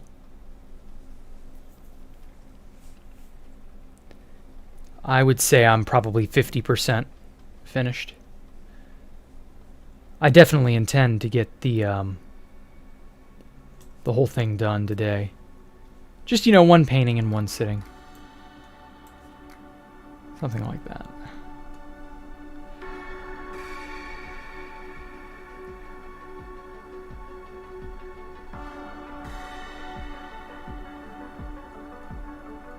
Is the painting one? I don't know what you're talking about, but no. Oh, is the painting done? Ah, no. As I said, it's about 50% done.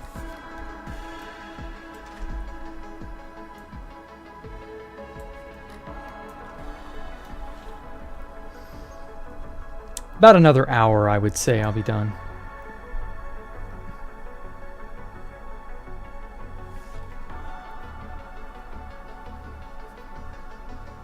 Now then.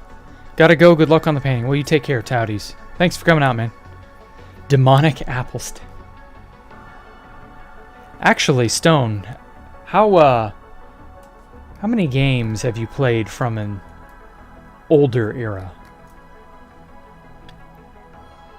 I don't want to, like, come out and say what you ought to be thinking about or looking for, but, you know.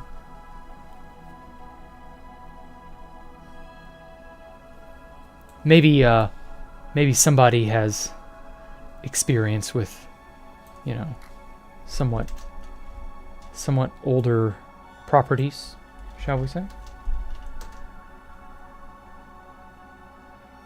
Is it Doom? Oh, good guess, but no.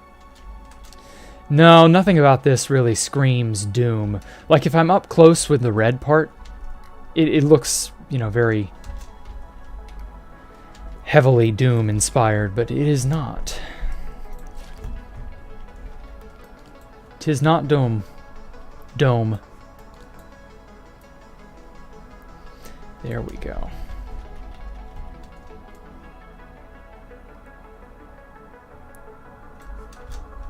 Good guess.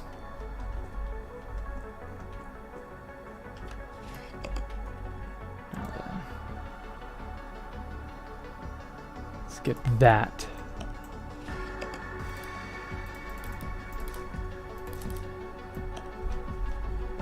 This should be a good enough amount. Just to sort of help lighten things.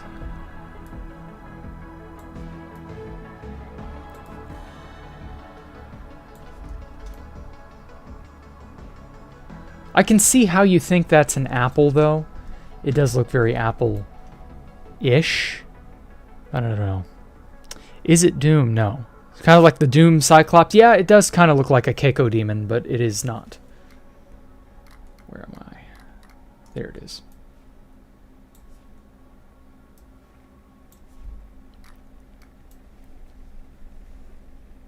It's an older game, but I won't say from where quite yet. I don't want you all to go and look it up yet, because, you know, That would kind of ruin the reveal. Huh? Give me that. Okay.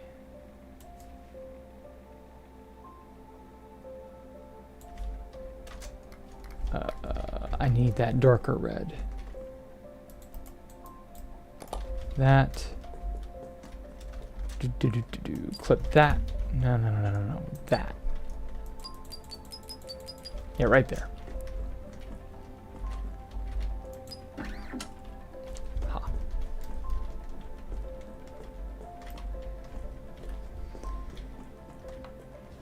Oh, hell.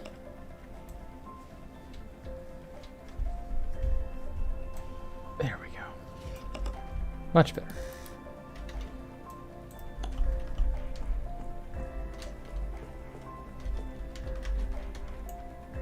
Oh man, this thing.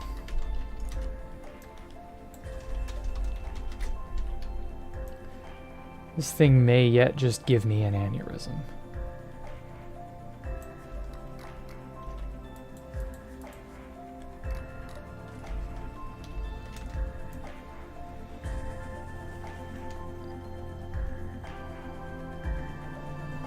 There's got to be a better way to mix on the fly than this.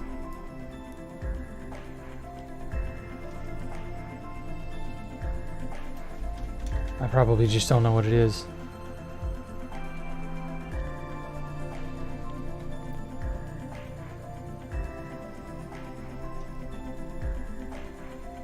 Holy shit, it's the devil. Sorry, Mike. No, it's not the devil. An older game, yes. And no, it is not the devil. Oh shit, fuck. Oh, I wish I could hit an undo button. An undo key would be really nice.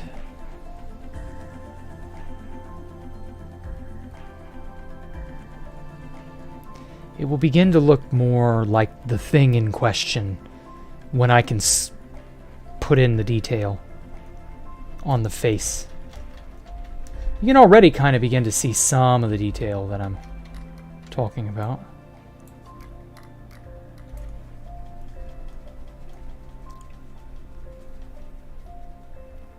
But the shape in the horns, it looks like the devil. Yeah. It's a thing. And you're all going to kick yourselves when you find out what that thing is, because it's going to be super obvious. No, not the devil. I mean, yeah, the devil's obvious, but it's not the right answer. In this case, it's something else. Trying to get the...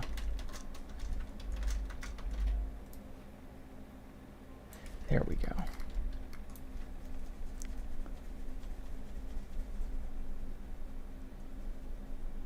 Just a little bit more. Mario's hat. Metroid. You're thinking outside the box. Charcoal the one, or Charcolt, sorry. You're thinking. I like that. I like seeing that. Thinking is what you need to do. Activate your neurons. Okay. Yes.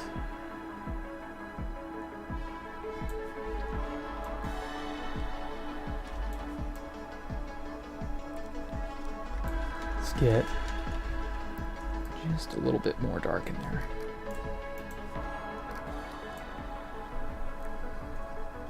Okay. Yeah, mixing some color on the canvas. I think that's the way to go.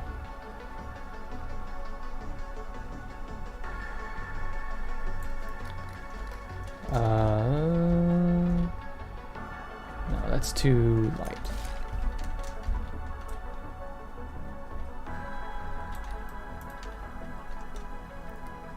Yeah.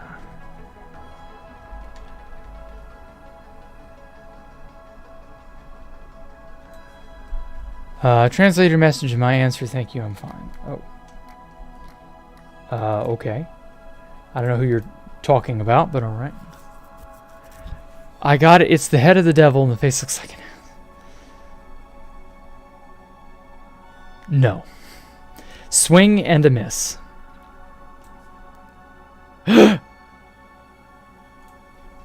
Somebody's saying something. Ooh, somebody is saying something. They may or may not have said the correct answer. Can't say anything more because it'll give it away, but yeah. That person is right on the right track.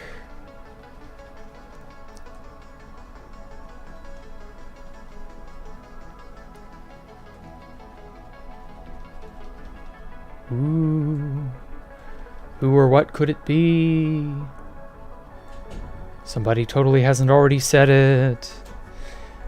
Doing a research paper about digital art artist named Louis Pinto. Oh, okay. Had an art piece in the game Metroid. Oh, okay. Post that in the Discord. I'd love to see that.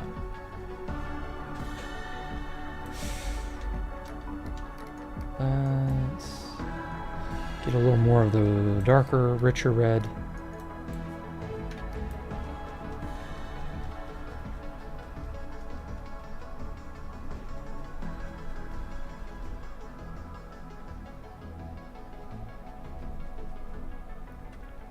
Get the jawline here. I need another brush that's like small. I can use that for black. Scattered effect. Not quite.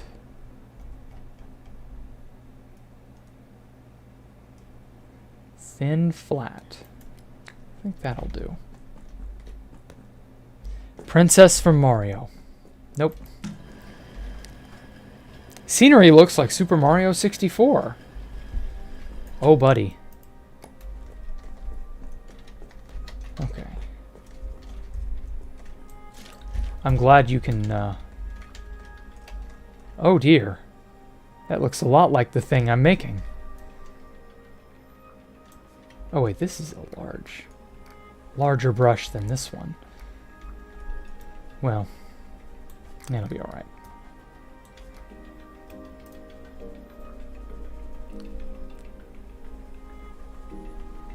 Just you wait and see. It might begin to look like a thing from Mario. Who knows?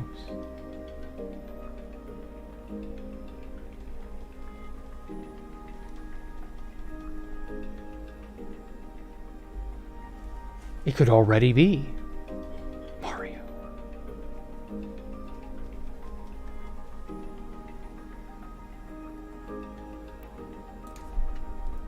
Fire Sea. No. That was not Bowser, by the way, the Fire Sea. I don't know what face that was. Used to scare me and my brother as a kid, though, when we would play that game.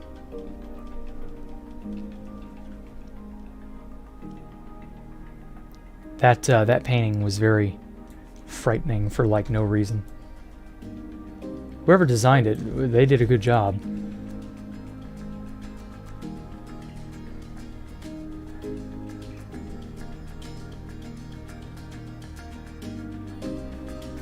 Shit. Okay. Painting. Oh. Jack should become a concept artist for Star Wars. It would be a dope-ass job. I guess? I don't know. My digital art skills are lacking. I can't really say I'd be great at it.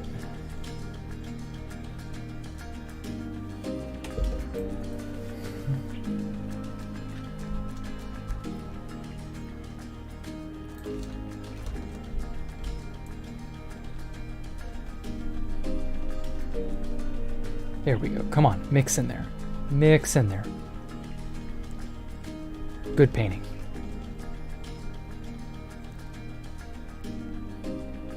It's a little too vibrant in places that I don't want it to be vibrant.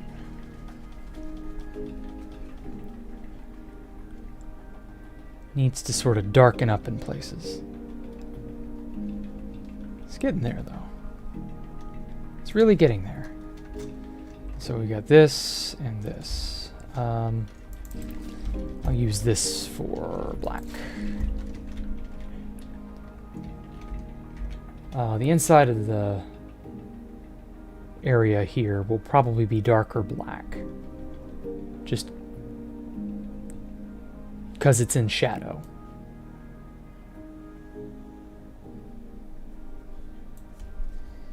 And then up here especially, back in there is black.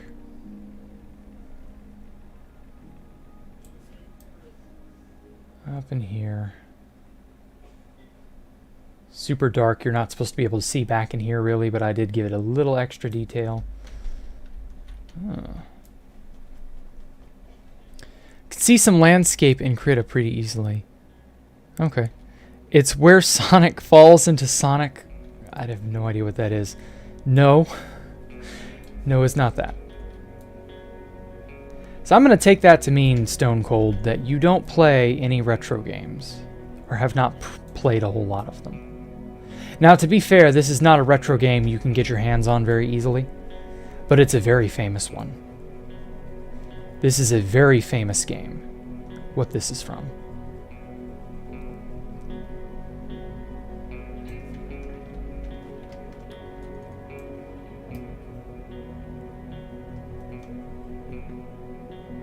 But I won't say where quite yet.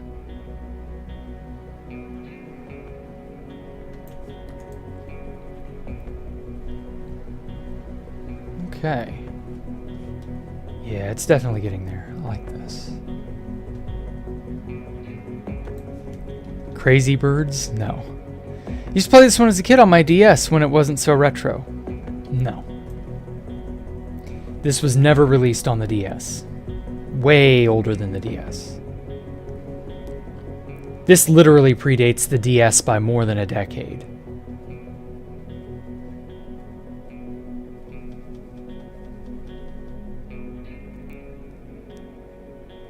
But you who are... Oh, shit. Who, Oh, I didn't get to see who it was. Thank you so much for subscribing. I'm so sorry. I was not quick enough on the draw, and my thing does not display it where I can see it easily anyway.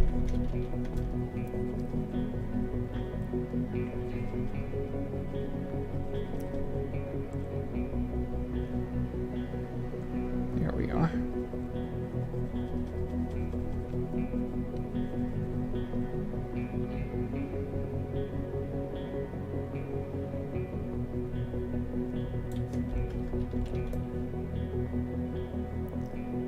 There's the bottom of his mouth.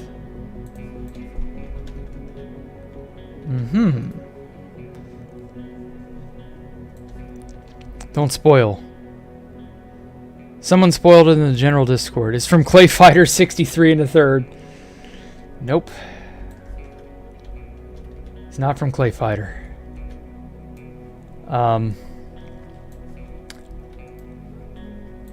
What Clay Fighter was that one? Was that one on the 64? I don't remember.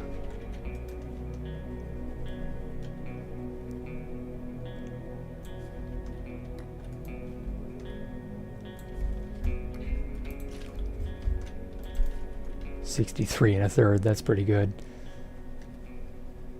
There was a movie called Naked Gun, 33 and a third. And that was a really funny movie. Leslie Nielsen was in that one.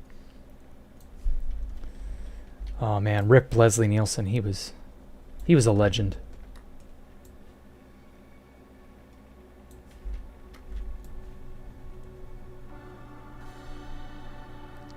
Okay.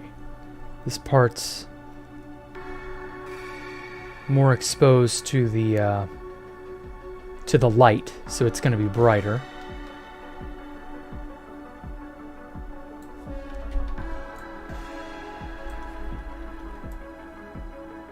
So the light should sort of cast over it, like so. Oh, every time. Roger. 63 and a third is on the 64. Okay. Shit. Good. My memory was not failing me in that instance.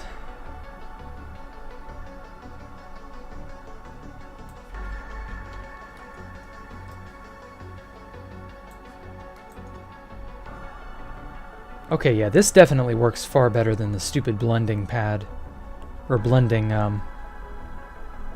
ball of fabric or whatever.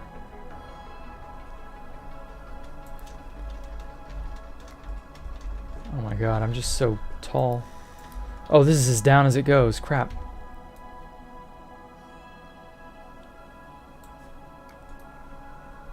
Kind of wish you could raise the painting itself up, so that it would be a little bit more on eye line for you.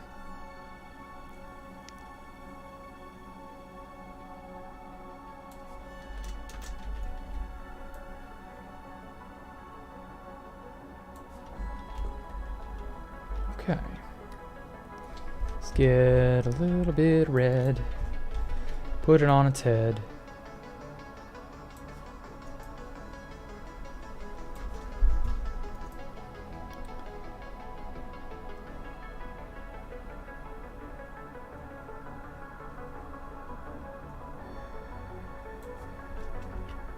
It's got it. It's from a famous N64, Elmo's Numbers.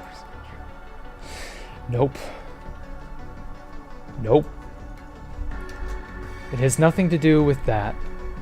It's not on the 64 at all. Though its spiritual successor was. That might make you all go out and look. The spiritual successor to this game was on the Nintendo 64. Spawned a very famous franchise in and of itself.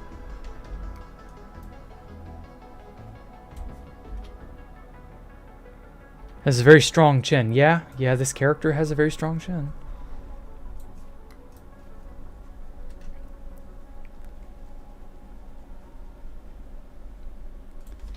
Let's get a little more red.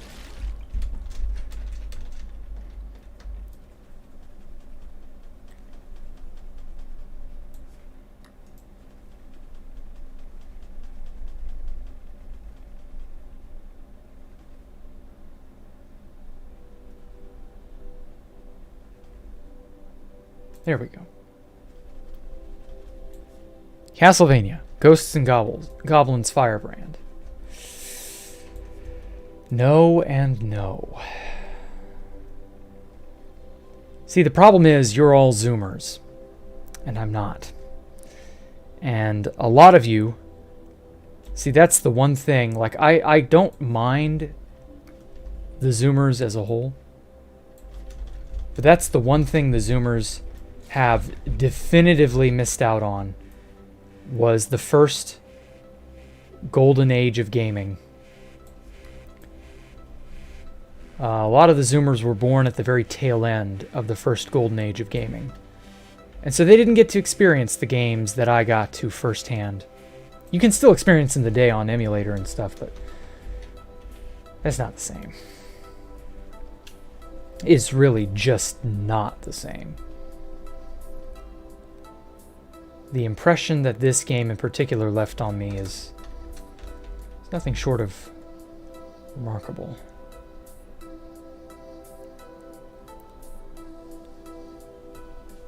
Here we go. Okay.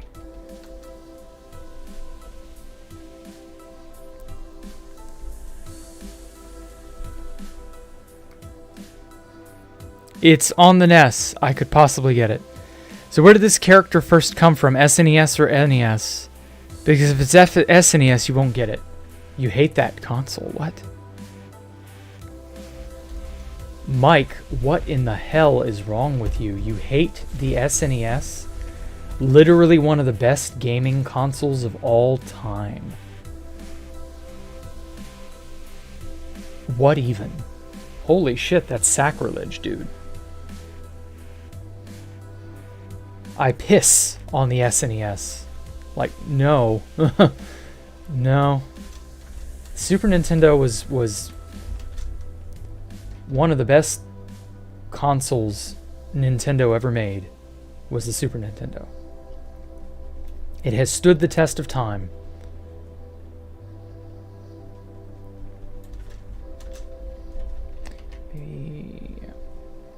Okay. Cool. Now then. Time for detailing.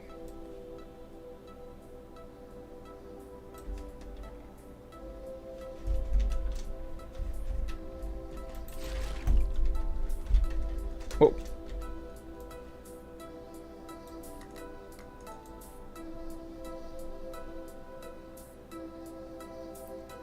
Sadly, yes, this game was on the Super Nintendo, Mike.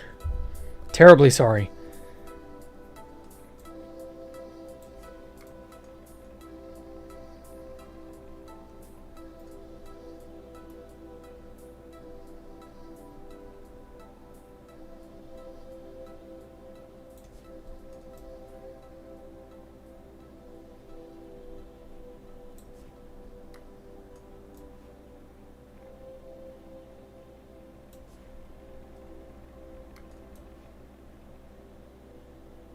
This character had his face carved into a cliff, a rock face near his humble abode, which he was then promptly kicked out of. And this is one of the very few times in all this franchise that you get to have him as a playable character. There have only been 2 other games in this franchise where you've been able to do that, to use him as a playable character. If it's not from Mario World or Star Fox, I don't know it. Didn't have an SNES until late and not many games on it. Oh man. So sad.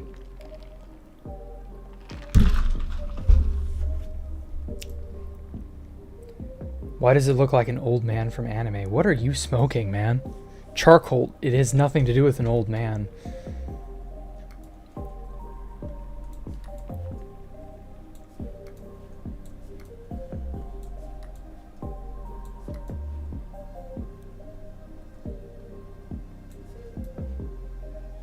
It's a much older game than I guess most of you all have had exposure to. Shame, really. One of the best games I think I've ever played. It's a high contender for, like... I'll put it to you this way. This game is in my top 5. Of all time. There we go. Let's get in there.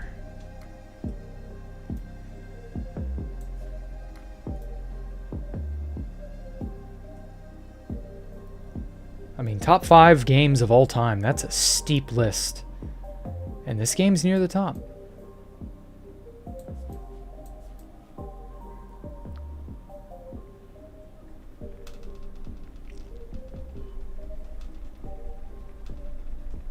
Trying to blend all the color in appropriately.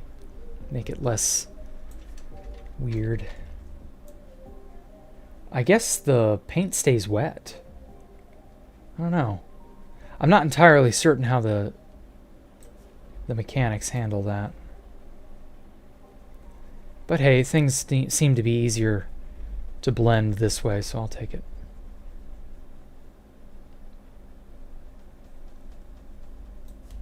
Genesis does what Nintendo don't, Lamau. Does this bring me back to the 90s? I mean, kinda. But,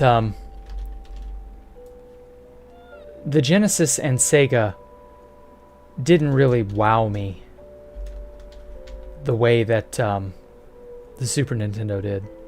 So, I mean, you know, it's personal preference as to which one you liked. But me, Super Nintendo was where it was at. It has all the memorable games on it. A lot of franchises started on the Super Nintendo and have carried to today. Like... not a whole lot of Sega franchises outside of Sonic have survived the test of time. And I really would say that Sonic survived only, I guess, by dumb luck. I don't know.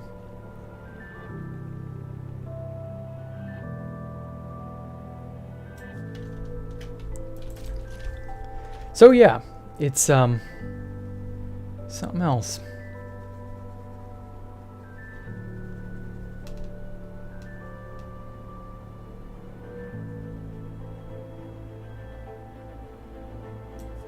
Now I ruined the fang, damn it.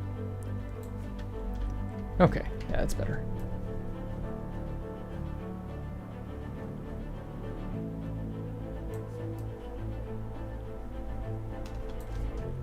Ah.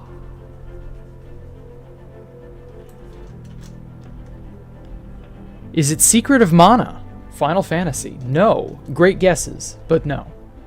It has nothing to do with any of those.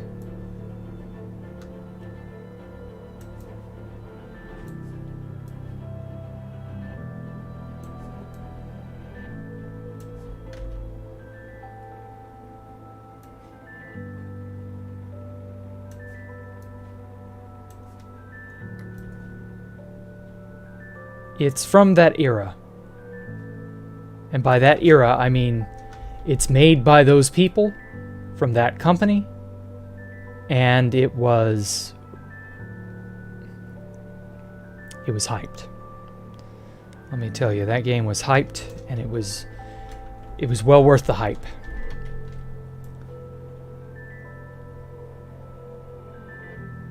Damn, I hate how I can't get this at eye level. But oh well. It's not too bad. Illusion of Gaia, wow. Speaking of hit and run, as a kid, I used to beat the crap out of Ralph Wiggum for hours on end, and that's no exaggeration. Yeah, Ralph Wiggum was definitely a trying character. I do remember playing Simpsons Hit and Run. That was a really good game. Had a lot of difficulty. Like, that game was merciless in the difficulty department. But it was still fun, you know. Something about The Simpsons, like, it lended itself to that sort of play style. Now, I mean, if you can't tell what it looks like at this point, or who it is, I'm just trying to get the lighting right. But I mean, it should be obvious what character that is now.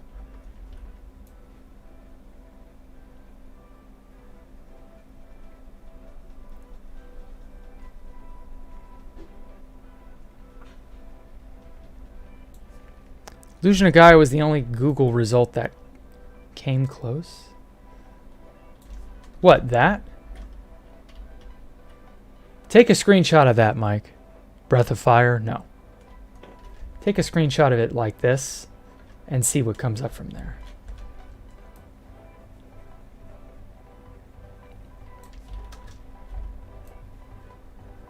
Doing more of the detailing around the edges of the cliff area.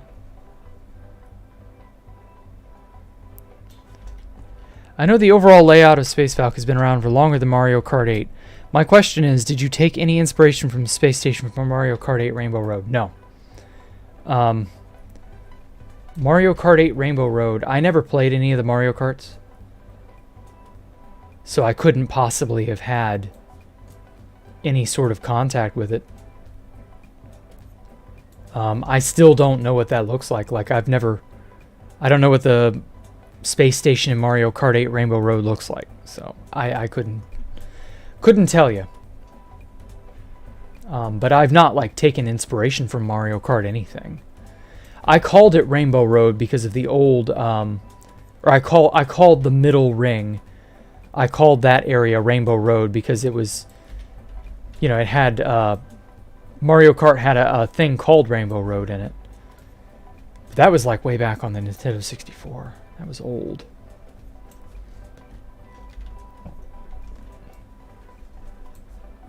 Oh no. My thing is not painting.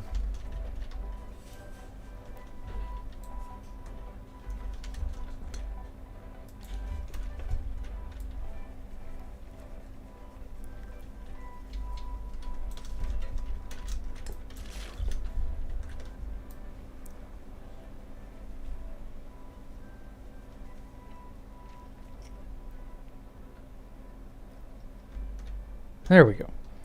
Okay, well, while you all continue to make wild guesses about what it is I'm painting, I'm going to go back and answer a few more questions Let me pull up the dock here. Do I live on my own or with my family? Yes, I live with my family. I don't have the luxury of living by myself. Much as I wish I could. It's just prohibitively expensive. I certainly don't make enough money. Even now, like, even as a streamer, I don't make enough to be able to live on my own. That's really probably not going to happen for a very, very long time. I kind of made my peace with it. Alright, I need more red. There we go. You got red on you.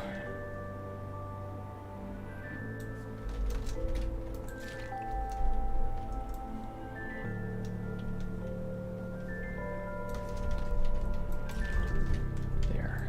Now I should be able to blend these. So yeah, my brother will feed cat. This person goes on to ask, you know, he's heard about my brother feeding my cat. Yeah, we have like 4 cats in total. One of them's an outside cat, but the other 3 are inside, and they, you know, they whine, they hunger. They'll let us know. We can't ignore it. If they want something, they will let you know. And of course, we trade off, you know, doing chores, work, etc. I do dishes, I do, you know, clothes. Occasionally I'll cook.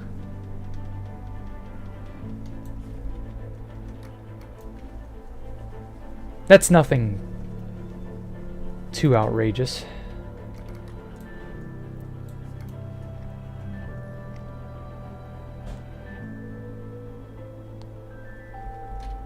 So yeah, good question. How many hairs does a human have? Oh, hundreds of thousands easily. Possibly millions. It's really hard to say because what do you define as a hair?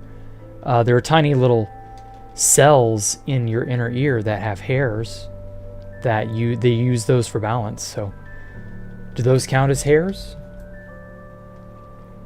They're not quite the same material.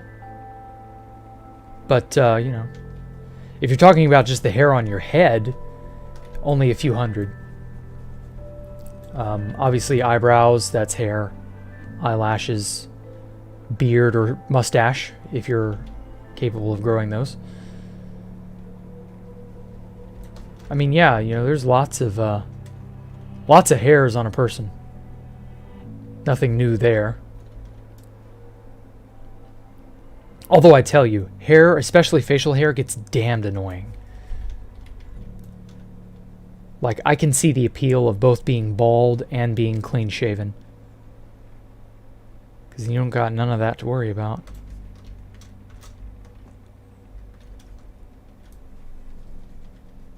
Oh, that seems to have dried.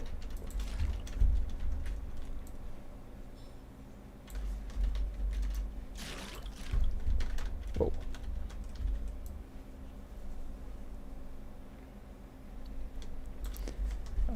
Next question. Do you think Elon Musk is based? Elon Musk is a bit of a mixed bag. Like, he does some good things and he does some stupid things. It's, you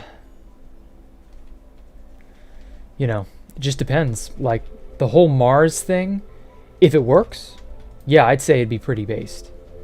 If it doesn't, well,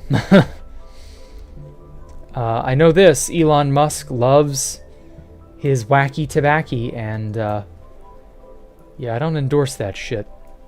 So, I can't exactly say I find that based.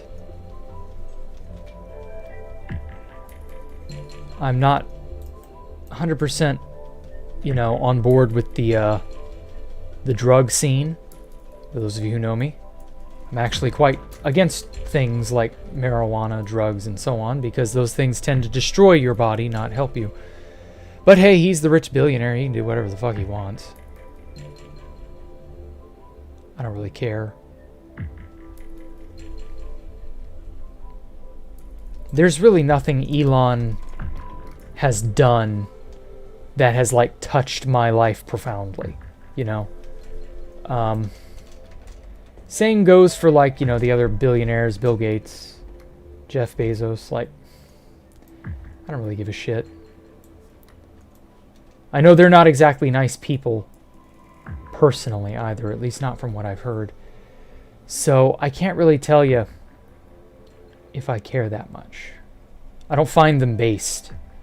Like, yeah, Bill Gates definitely helped propel computing and like the way people get a hold of software and things like that. But, you know, these people have done, they've done good. They've done a lot of bad too. Like, I can't really say how, you know, they're a mixed bag. A lot of these billionaires, I get the feeling that some of them do whatever they're doing for PR, for clout. Some of them are doing it genuinely out of the kindness of their own hearts. You know, you got your Mr. Beasts who are trying to help, trying to make a difference, and they want to, and that's the end goal. Not clout, not PR, not silly good vibes that don't actually do anything to help anyone. So I can't really tell you. Only really history will be able to tell you whether or not people like Elon Musk are genuinely based or not. I get the feeling that to a degree Elon is just kind of a misguided rich man who can't really make his mind up as to how he wants to go about doing stuff. Because like Elon Musk, his stuff doesn't tend to work. For those of you who don't know.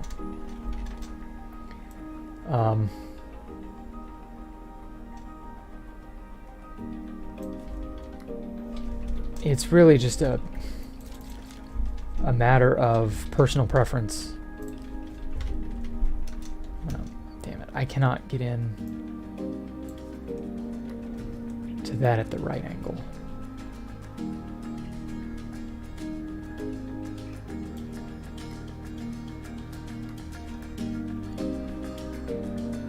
Trying to get the light casting off of this horn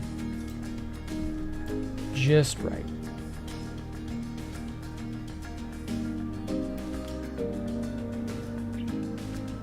Yeah, here we go.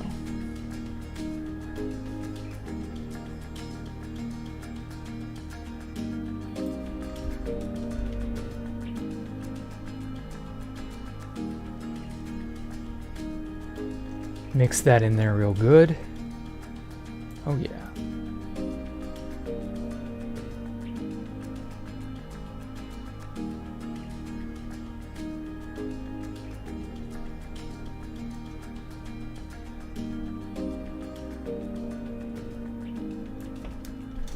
Ow, my fingers. Oh man, they're cramping up from pressing down so hard. Phew. Okay.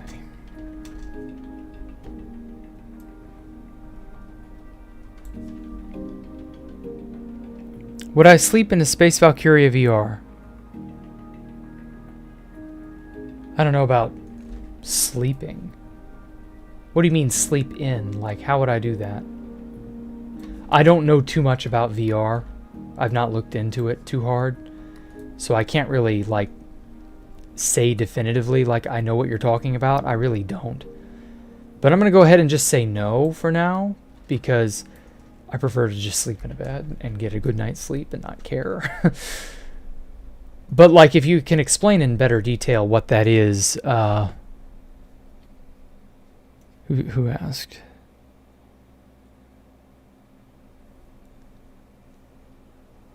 Charcoal the One. Yeah. Like, elaborate on that a little further, if you will. Oh shit, that bled into the...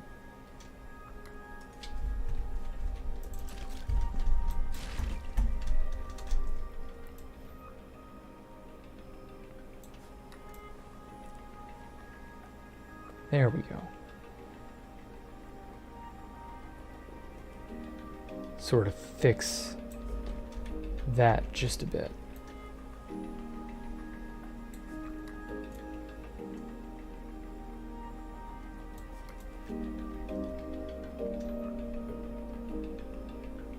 Much better.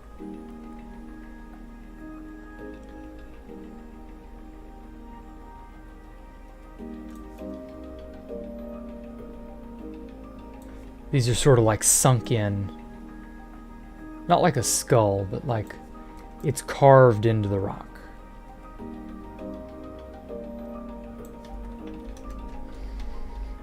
Oh, I smell something good.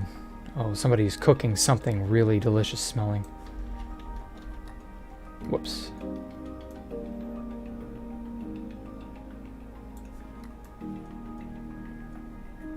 Now then, if you were to put on a VR headset and played Minecraft in VR, would you go into a world with Spacehawk 3 and sleep IRL while chilling in my base? Oh, okay. Well, I kind of figured you meant sleeping IRL. I would definitely like to just go and chill out. Now, VR is way too expensive to just buy for like Minecraft's sake and then go chill out at Spacehawk 3. While I could totally do that,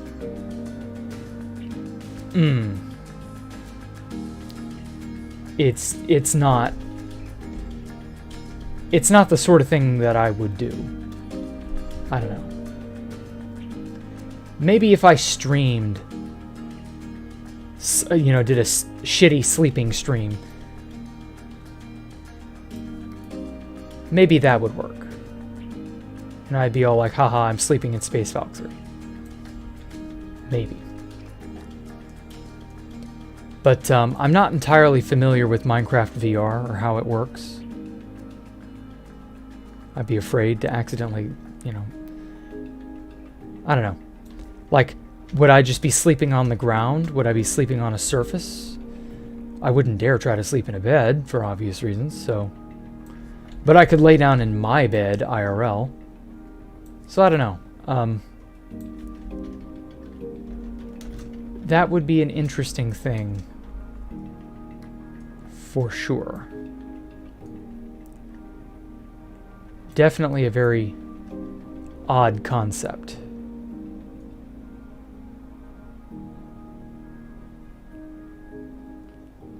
Can't say it would be very... I mean, I guess if I was... I don't know, it depends on the helmet, the headset.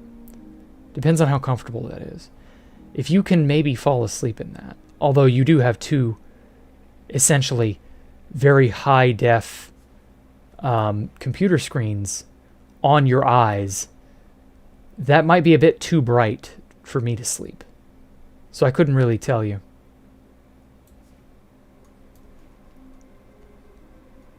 I'd have to try it out.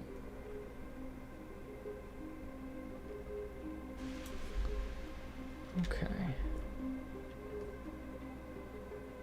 What's it missing?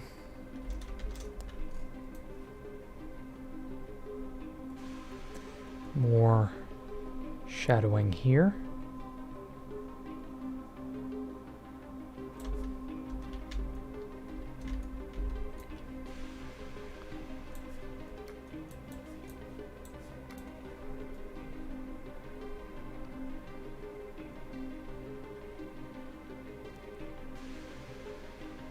Okay, I think I've gotten the hang of painting in this. Just a bit.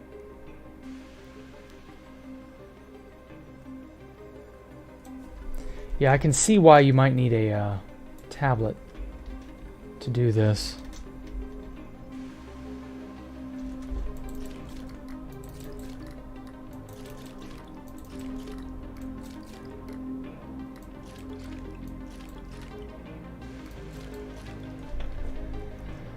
Okay. So that's that. Now we go for this. Although actually, by the looks, this is actually kind of slightly pink.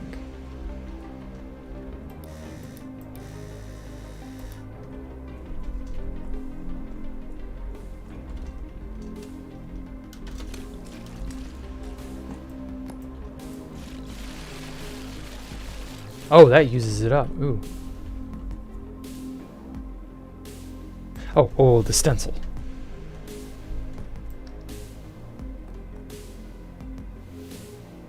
Hmm.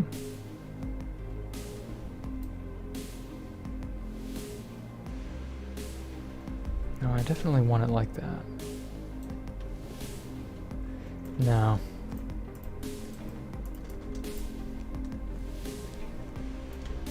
Got something smaller. That's smaller. Yeah, this'll do.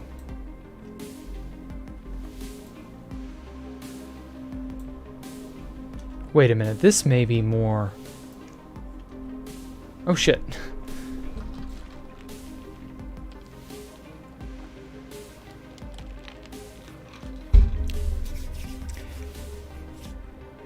Funniest thing you heard from 2B2T is putting your PC in the freezer. Yeah, that's some hard dedication to your hacking, whereby you're just so incredibly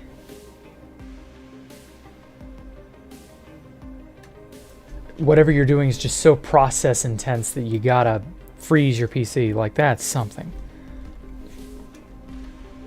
Okay, so this kind of curves up here like that, curves around the horns. The horns are supposed to be in front.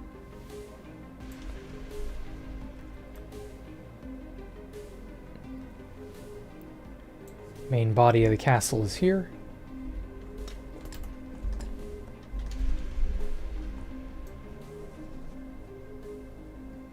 Paint this whole thing in.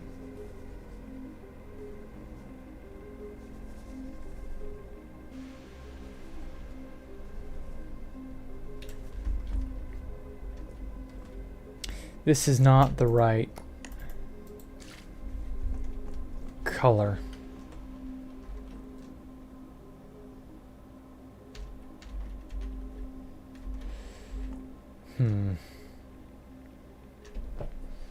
It's got a sort of pinkish blue color to it.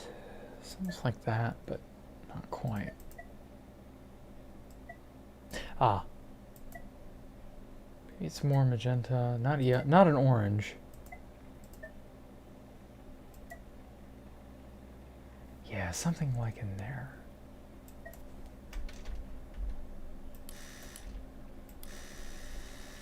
At least according to the reference that I'm using, that's roughly the size.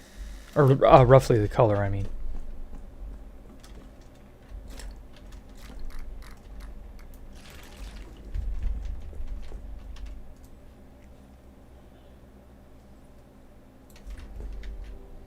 It comes off as very pink, even though I think the brick is actually white.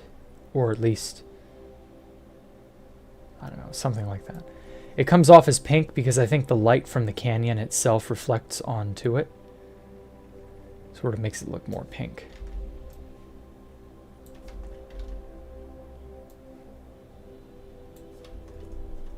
There we go. But for the record, this person's castle is not pink. It's portrayed in game as being white, sort of. What is that beeping? Oh, it's part of the music. Whoops. My bad. Okay. And then it's flanked by some very large parapets here.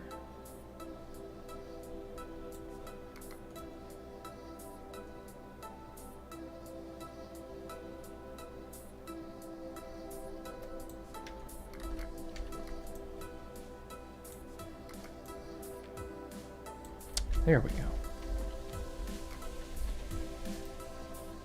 And then something right in there.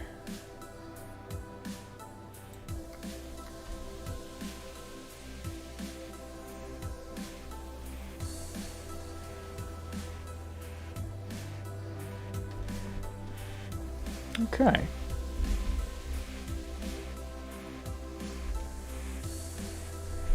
And then another series of parapets, or towers with parapets on them.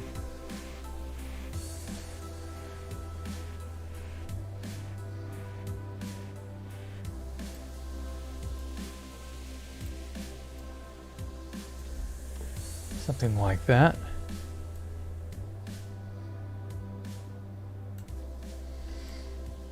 It's not easy to draw that in, but oh well. And then I'm going to need, probably going to need white actually. Unironically. Ooh, free bucket.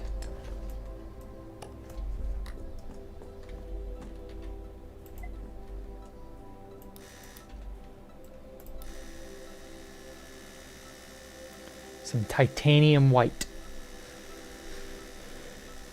Bob Ross's favorite color.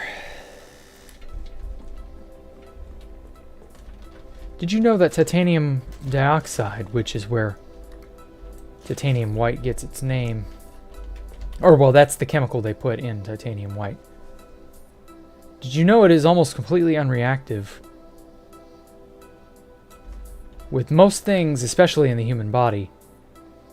And as a result, it's used as a food dye. Titanium white is in a lot of things. It's mostly a harmless, inert chemical. And so it is not used, you know, it doesn't have any negative chemistry in the body. So, you know, titanium white is also used as a food, or well, titanium dioxide is used as a food additive, a dye, and it can be used as a, it's used in medicine too. Like white tablets will often be colored with titanium white. Funny enough, or well, titanium dioxide, which is in titanium white.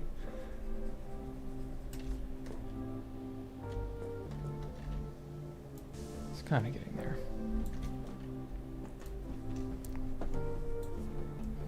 Jack, do you want to be part of the Dawnfuhrer build comp? Nah, I'm good.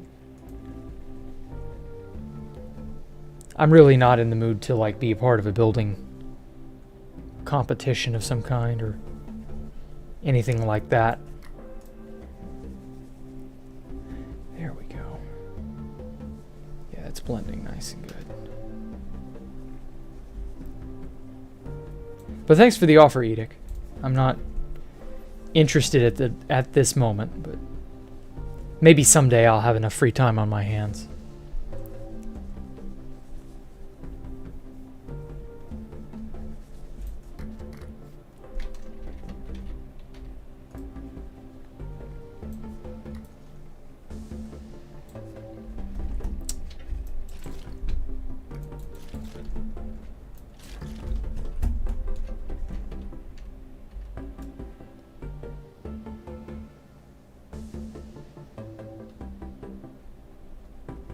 Oh, I'm an idiot. Oh, I know what I should have done. Oh, that duct tape stuff that they sell up there. I should have made an outline and then painted. I'm a dummy. That didn't dawn on me until just now. Let's fix the mess.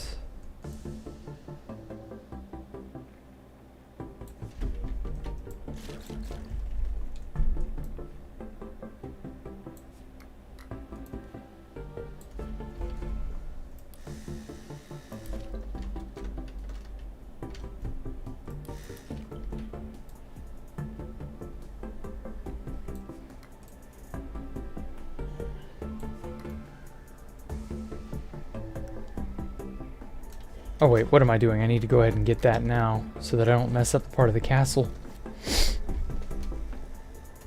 Any recommendations for free Steam FPS games? CSGO, PS2. Is Apex or Valorant free? Or do you have to like buy a subscription for those? I don't know.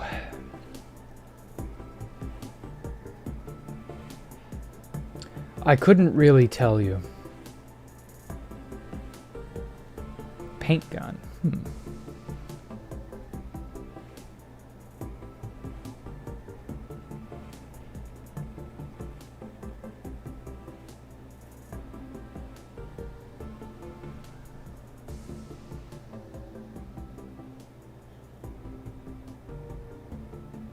Ah, duct tape. Let's use the duct tape gun.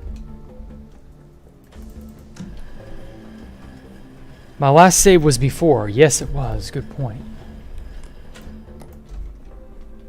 Well, you know, I'll just carry on.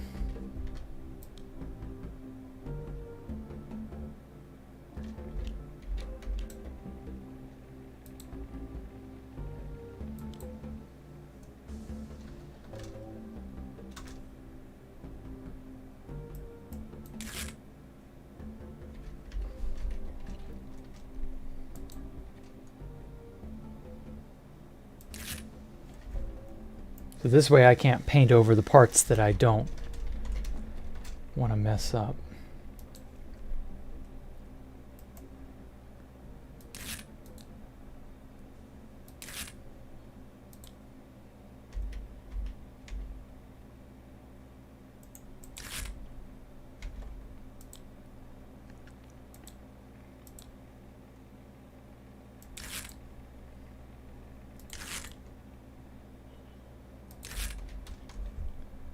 There we are.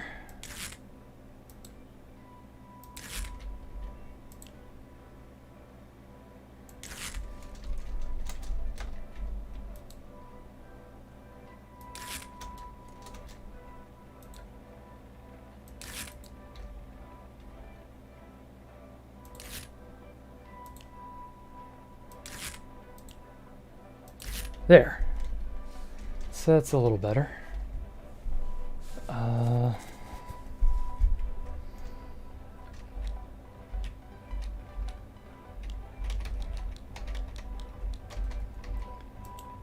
Oh, that's way too big.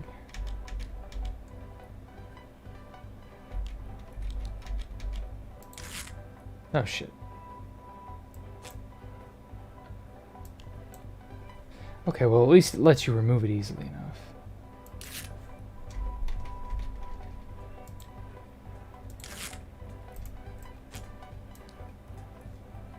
Okay.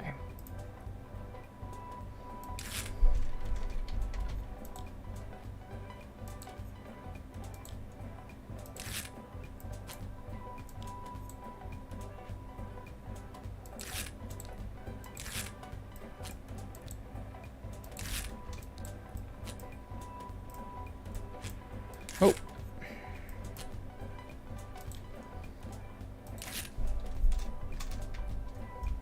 Both are free. Okay. Well, good. Go play one of those if you're an FPS nut. Everybody's really into those games these days, it seems. There we go.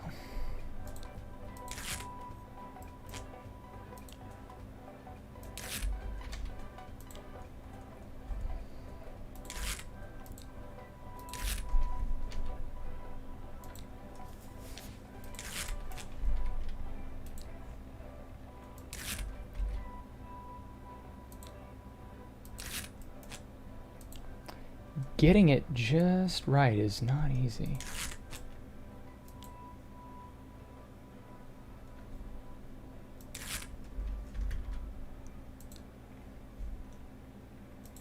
Okay, cool.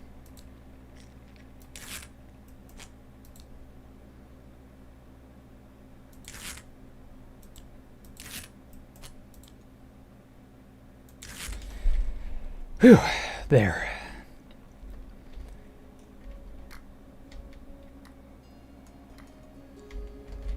Definitely want to paint around these.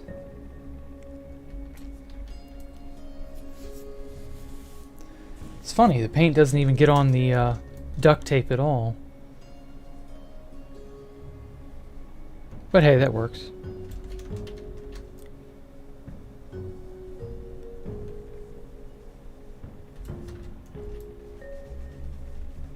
Oh shit.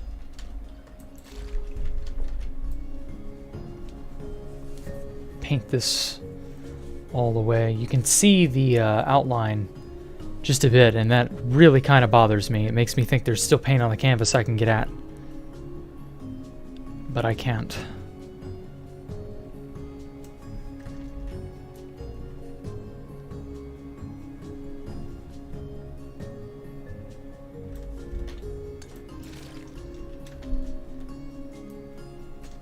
There we go.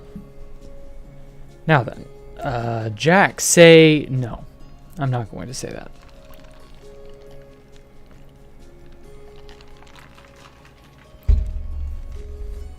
I don't have a reason to say it.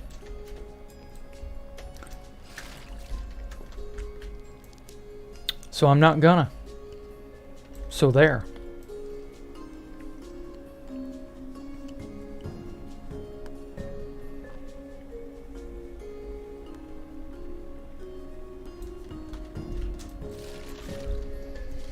Oh wait, I need black. There we go.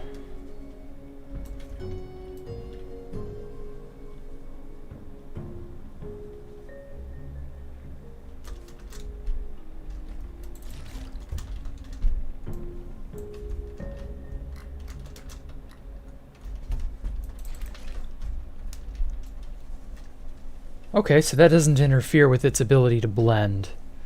That's good. I like this effect that it has, although it does seem to blend bits of it from the castle. Well, shite.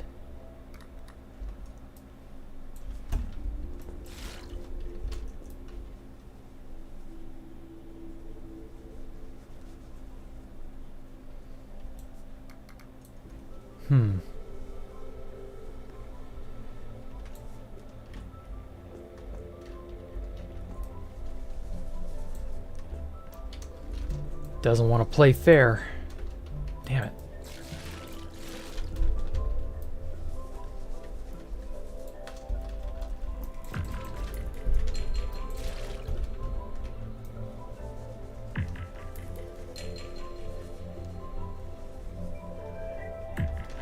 Ugh. Keeps getting pink outside the lines. I thought this duct tape was supposed to, like, prevent it from doing this. Shit. I should have made a,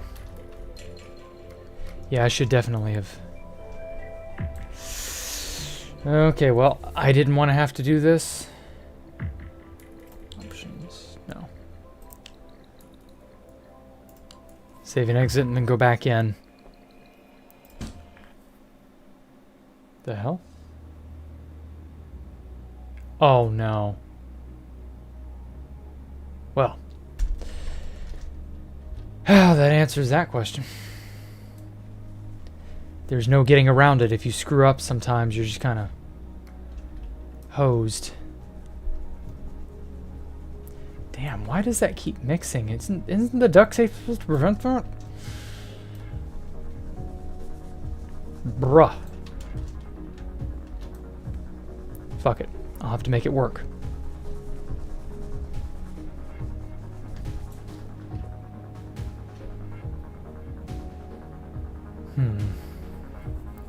You know, part of me is tempted to start over. Because, like, I understand how to do some things better. And so I kind of feel like it wouldn't be a bad idea to just do it from the beginning. What's this? Duct tape.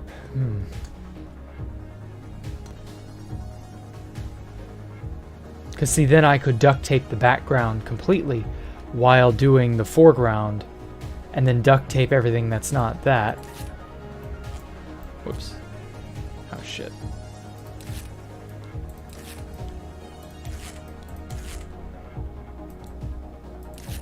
Something like that. I don't know. We'll call this prototype 1. Actually, let's just go ahead and remove all this.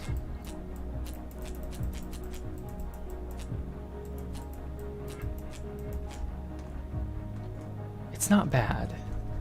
I just feel like I could do better knowing what I know now.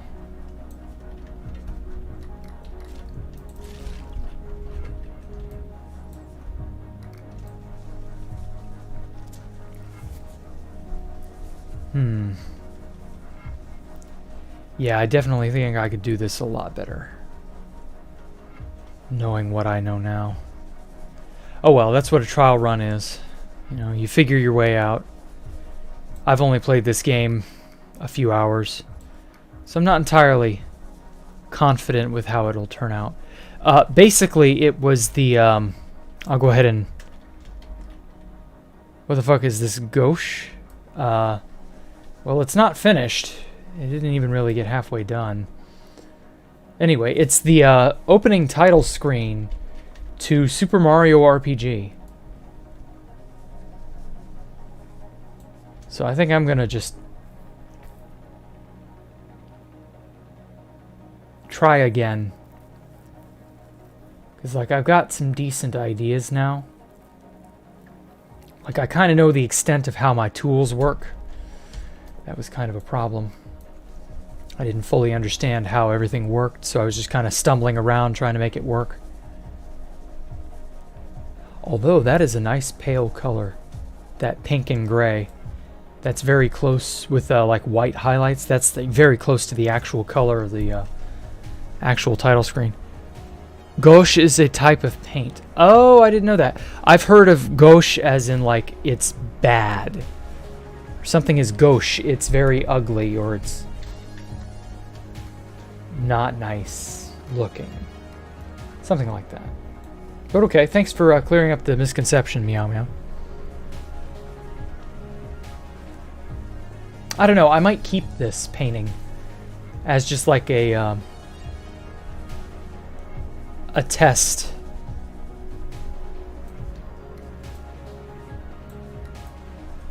Just to see if I can see how I improve, you know.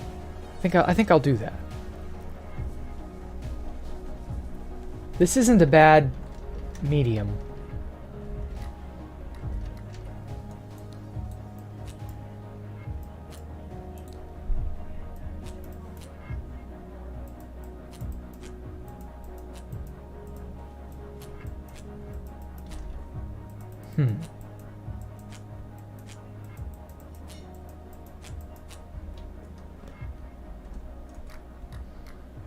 It's not bad.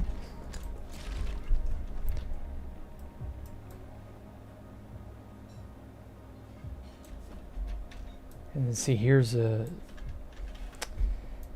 door.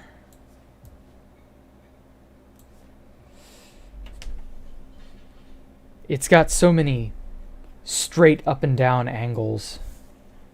I don't know that this medium really lends itself to that.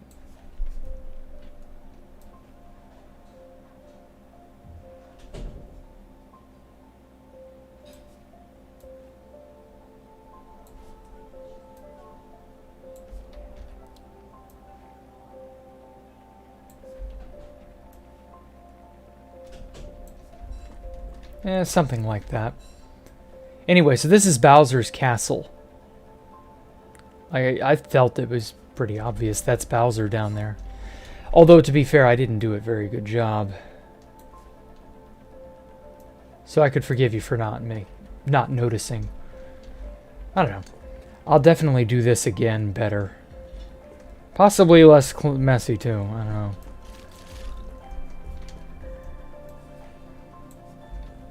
So yeah, I'm just gonna send this thing off to my gallery and do a different take entirely. And now, wah! I love this. I'm gonna trash everything. Come on. Whoa, what? That was just floating in midair.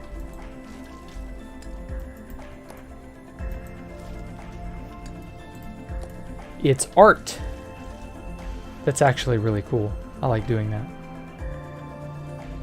Okay. Now, if I recall... Yeah, one last little thing. There's a little robot that you have in this game. He's a nice little adorable pet robot. And he does something really interesting that I found out. He can clean shit. So I can make him clean everything. Everything.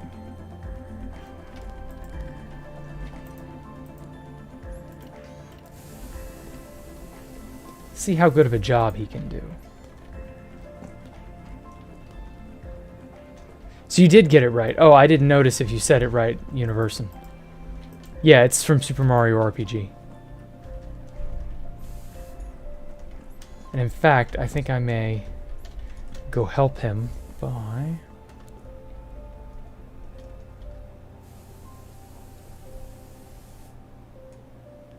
Where is it? Ah, here we go. Super high pressure steam cleaner. It cleans any surface.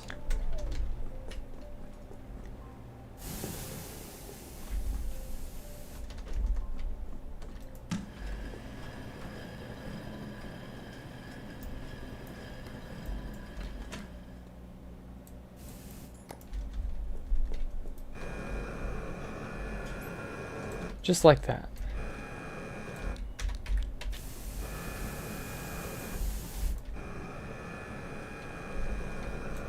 We are now the cleanup crew. This is like that game, what's it, Visceral Cleanup Detail. Only instead of visceral, it's just paint. Somebody had an art explosion.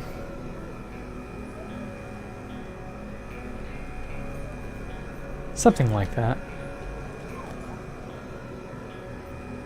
Although I feel like this doesn't get as good a job. I don't know. Hey, what are you doing? Clean.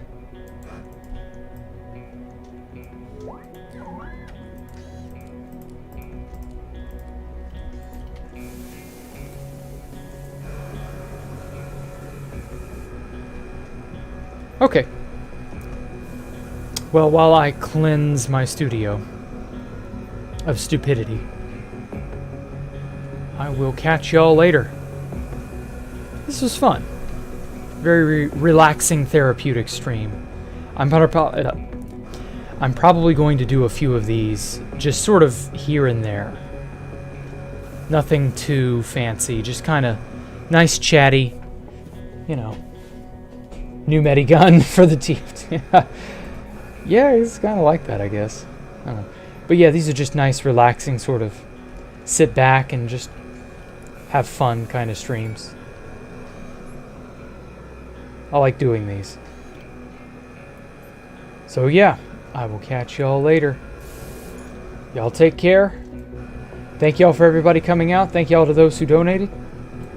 And I will see y'all next time. Have a safe day and a safe evening. Don't do anything I wouldn't do.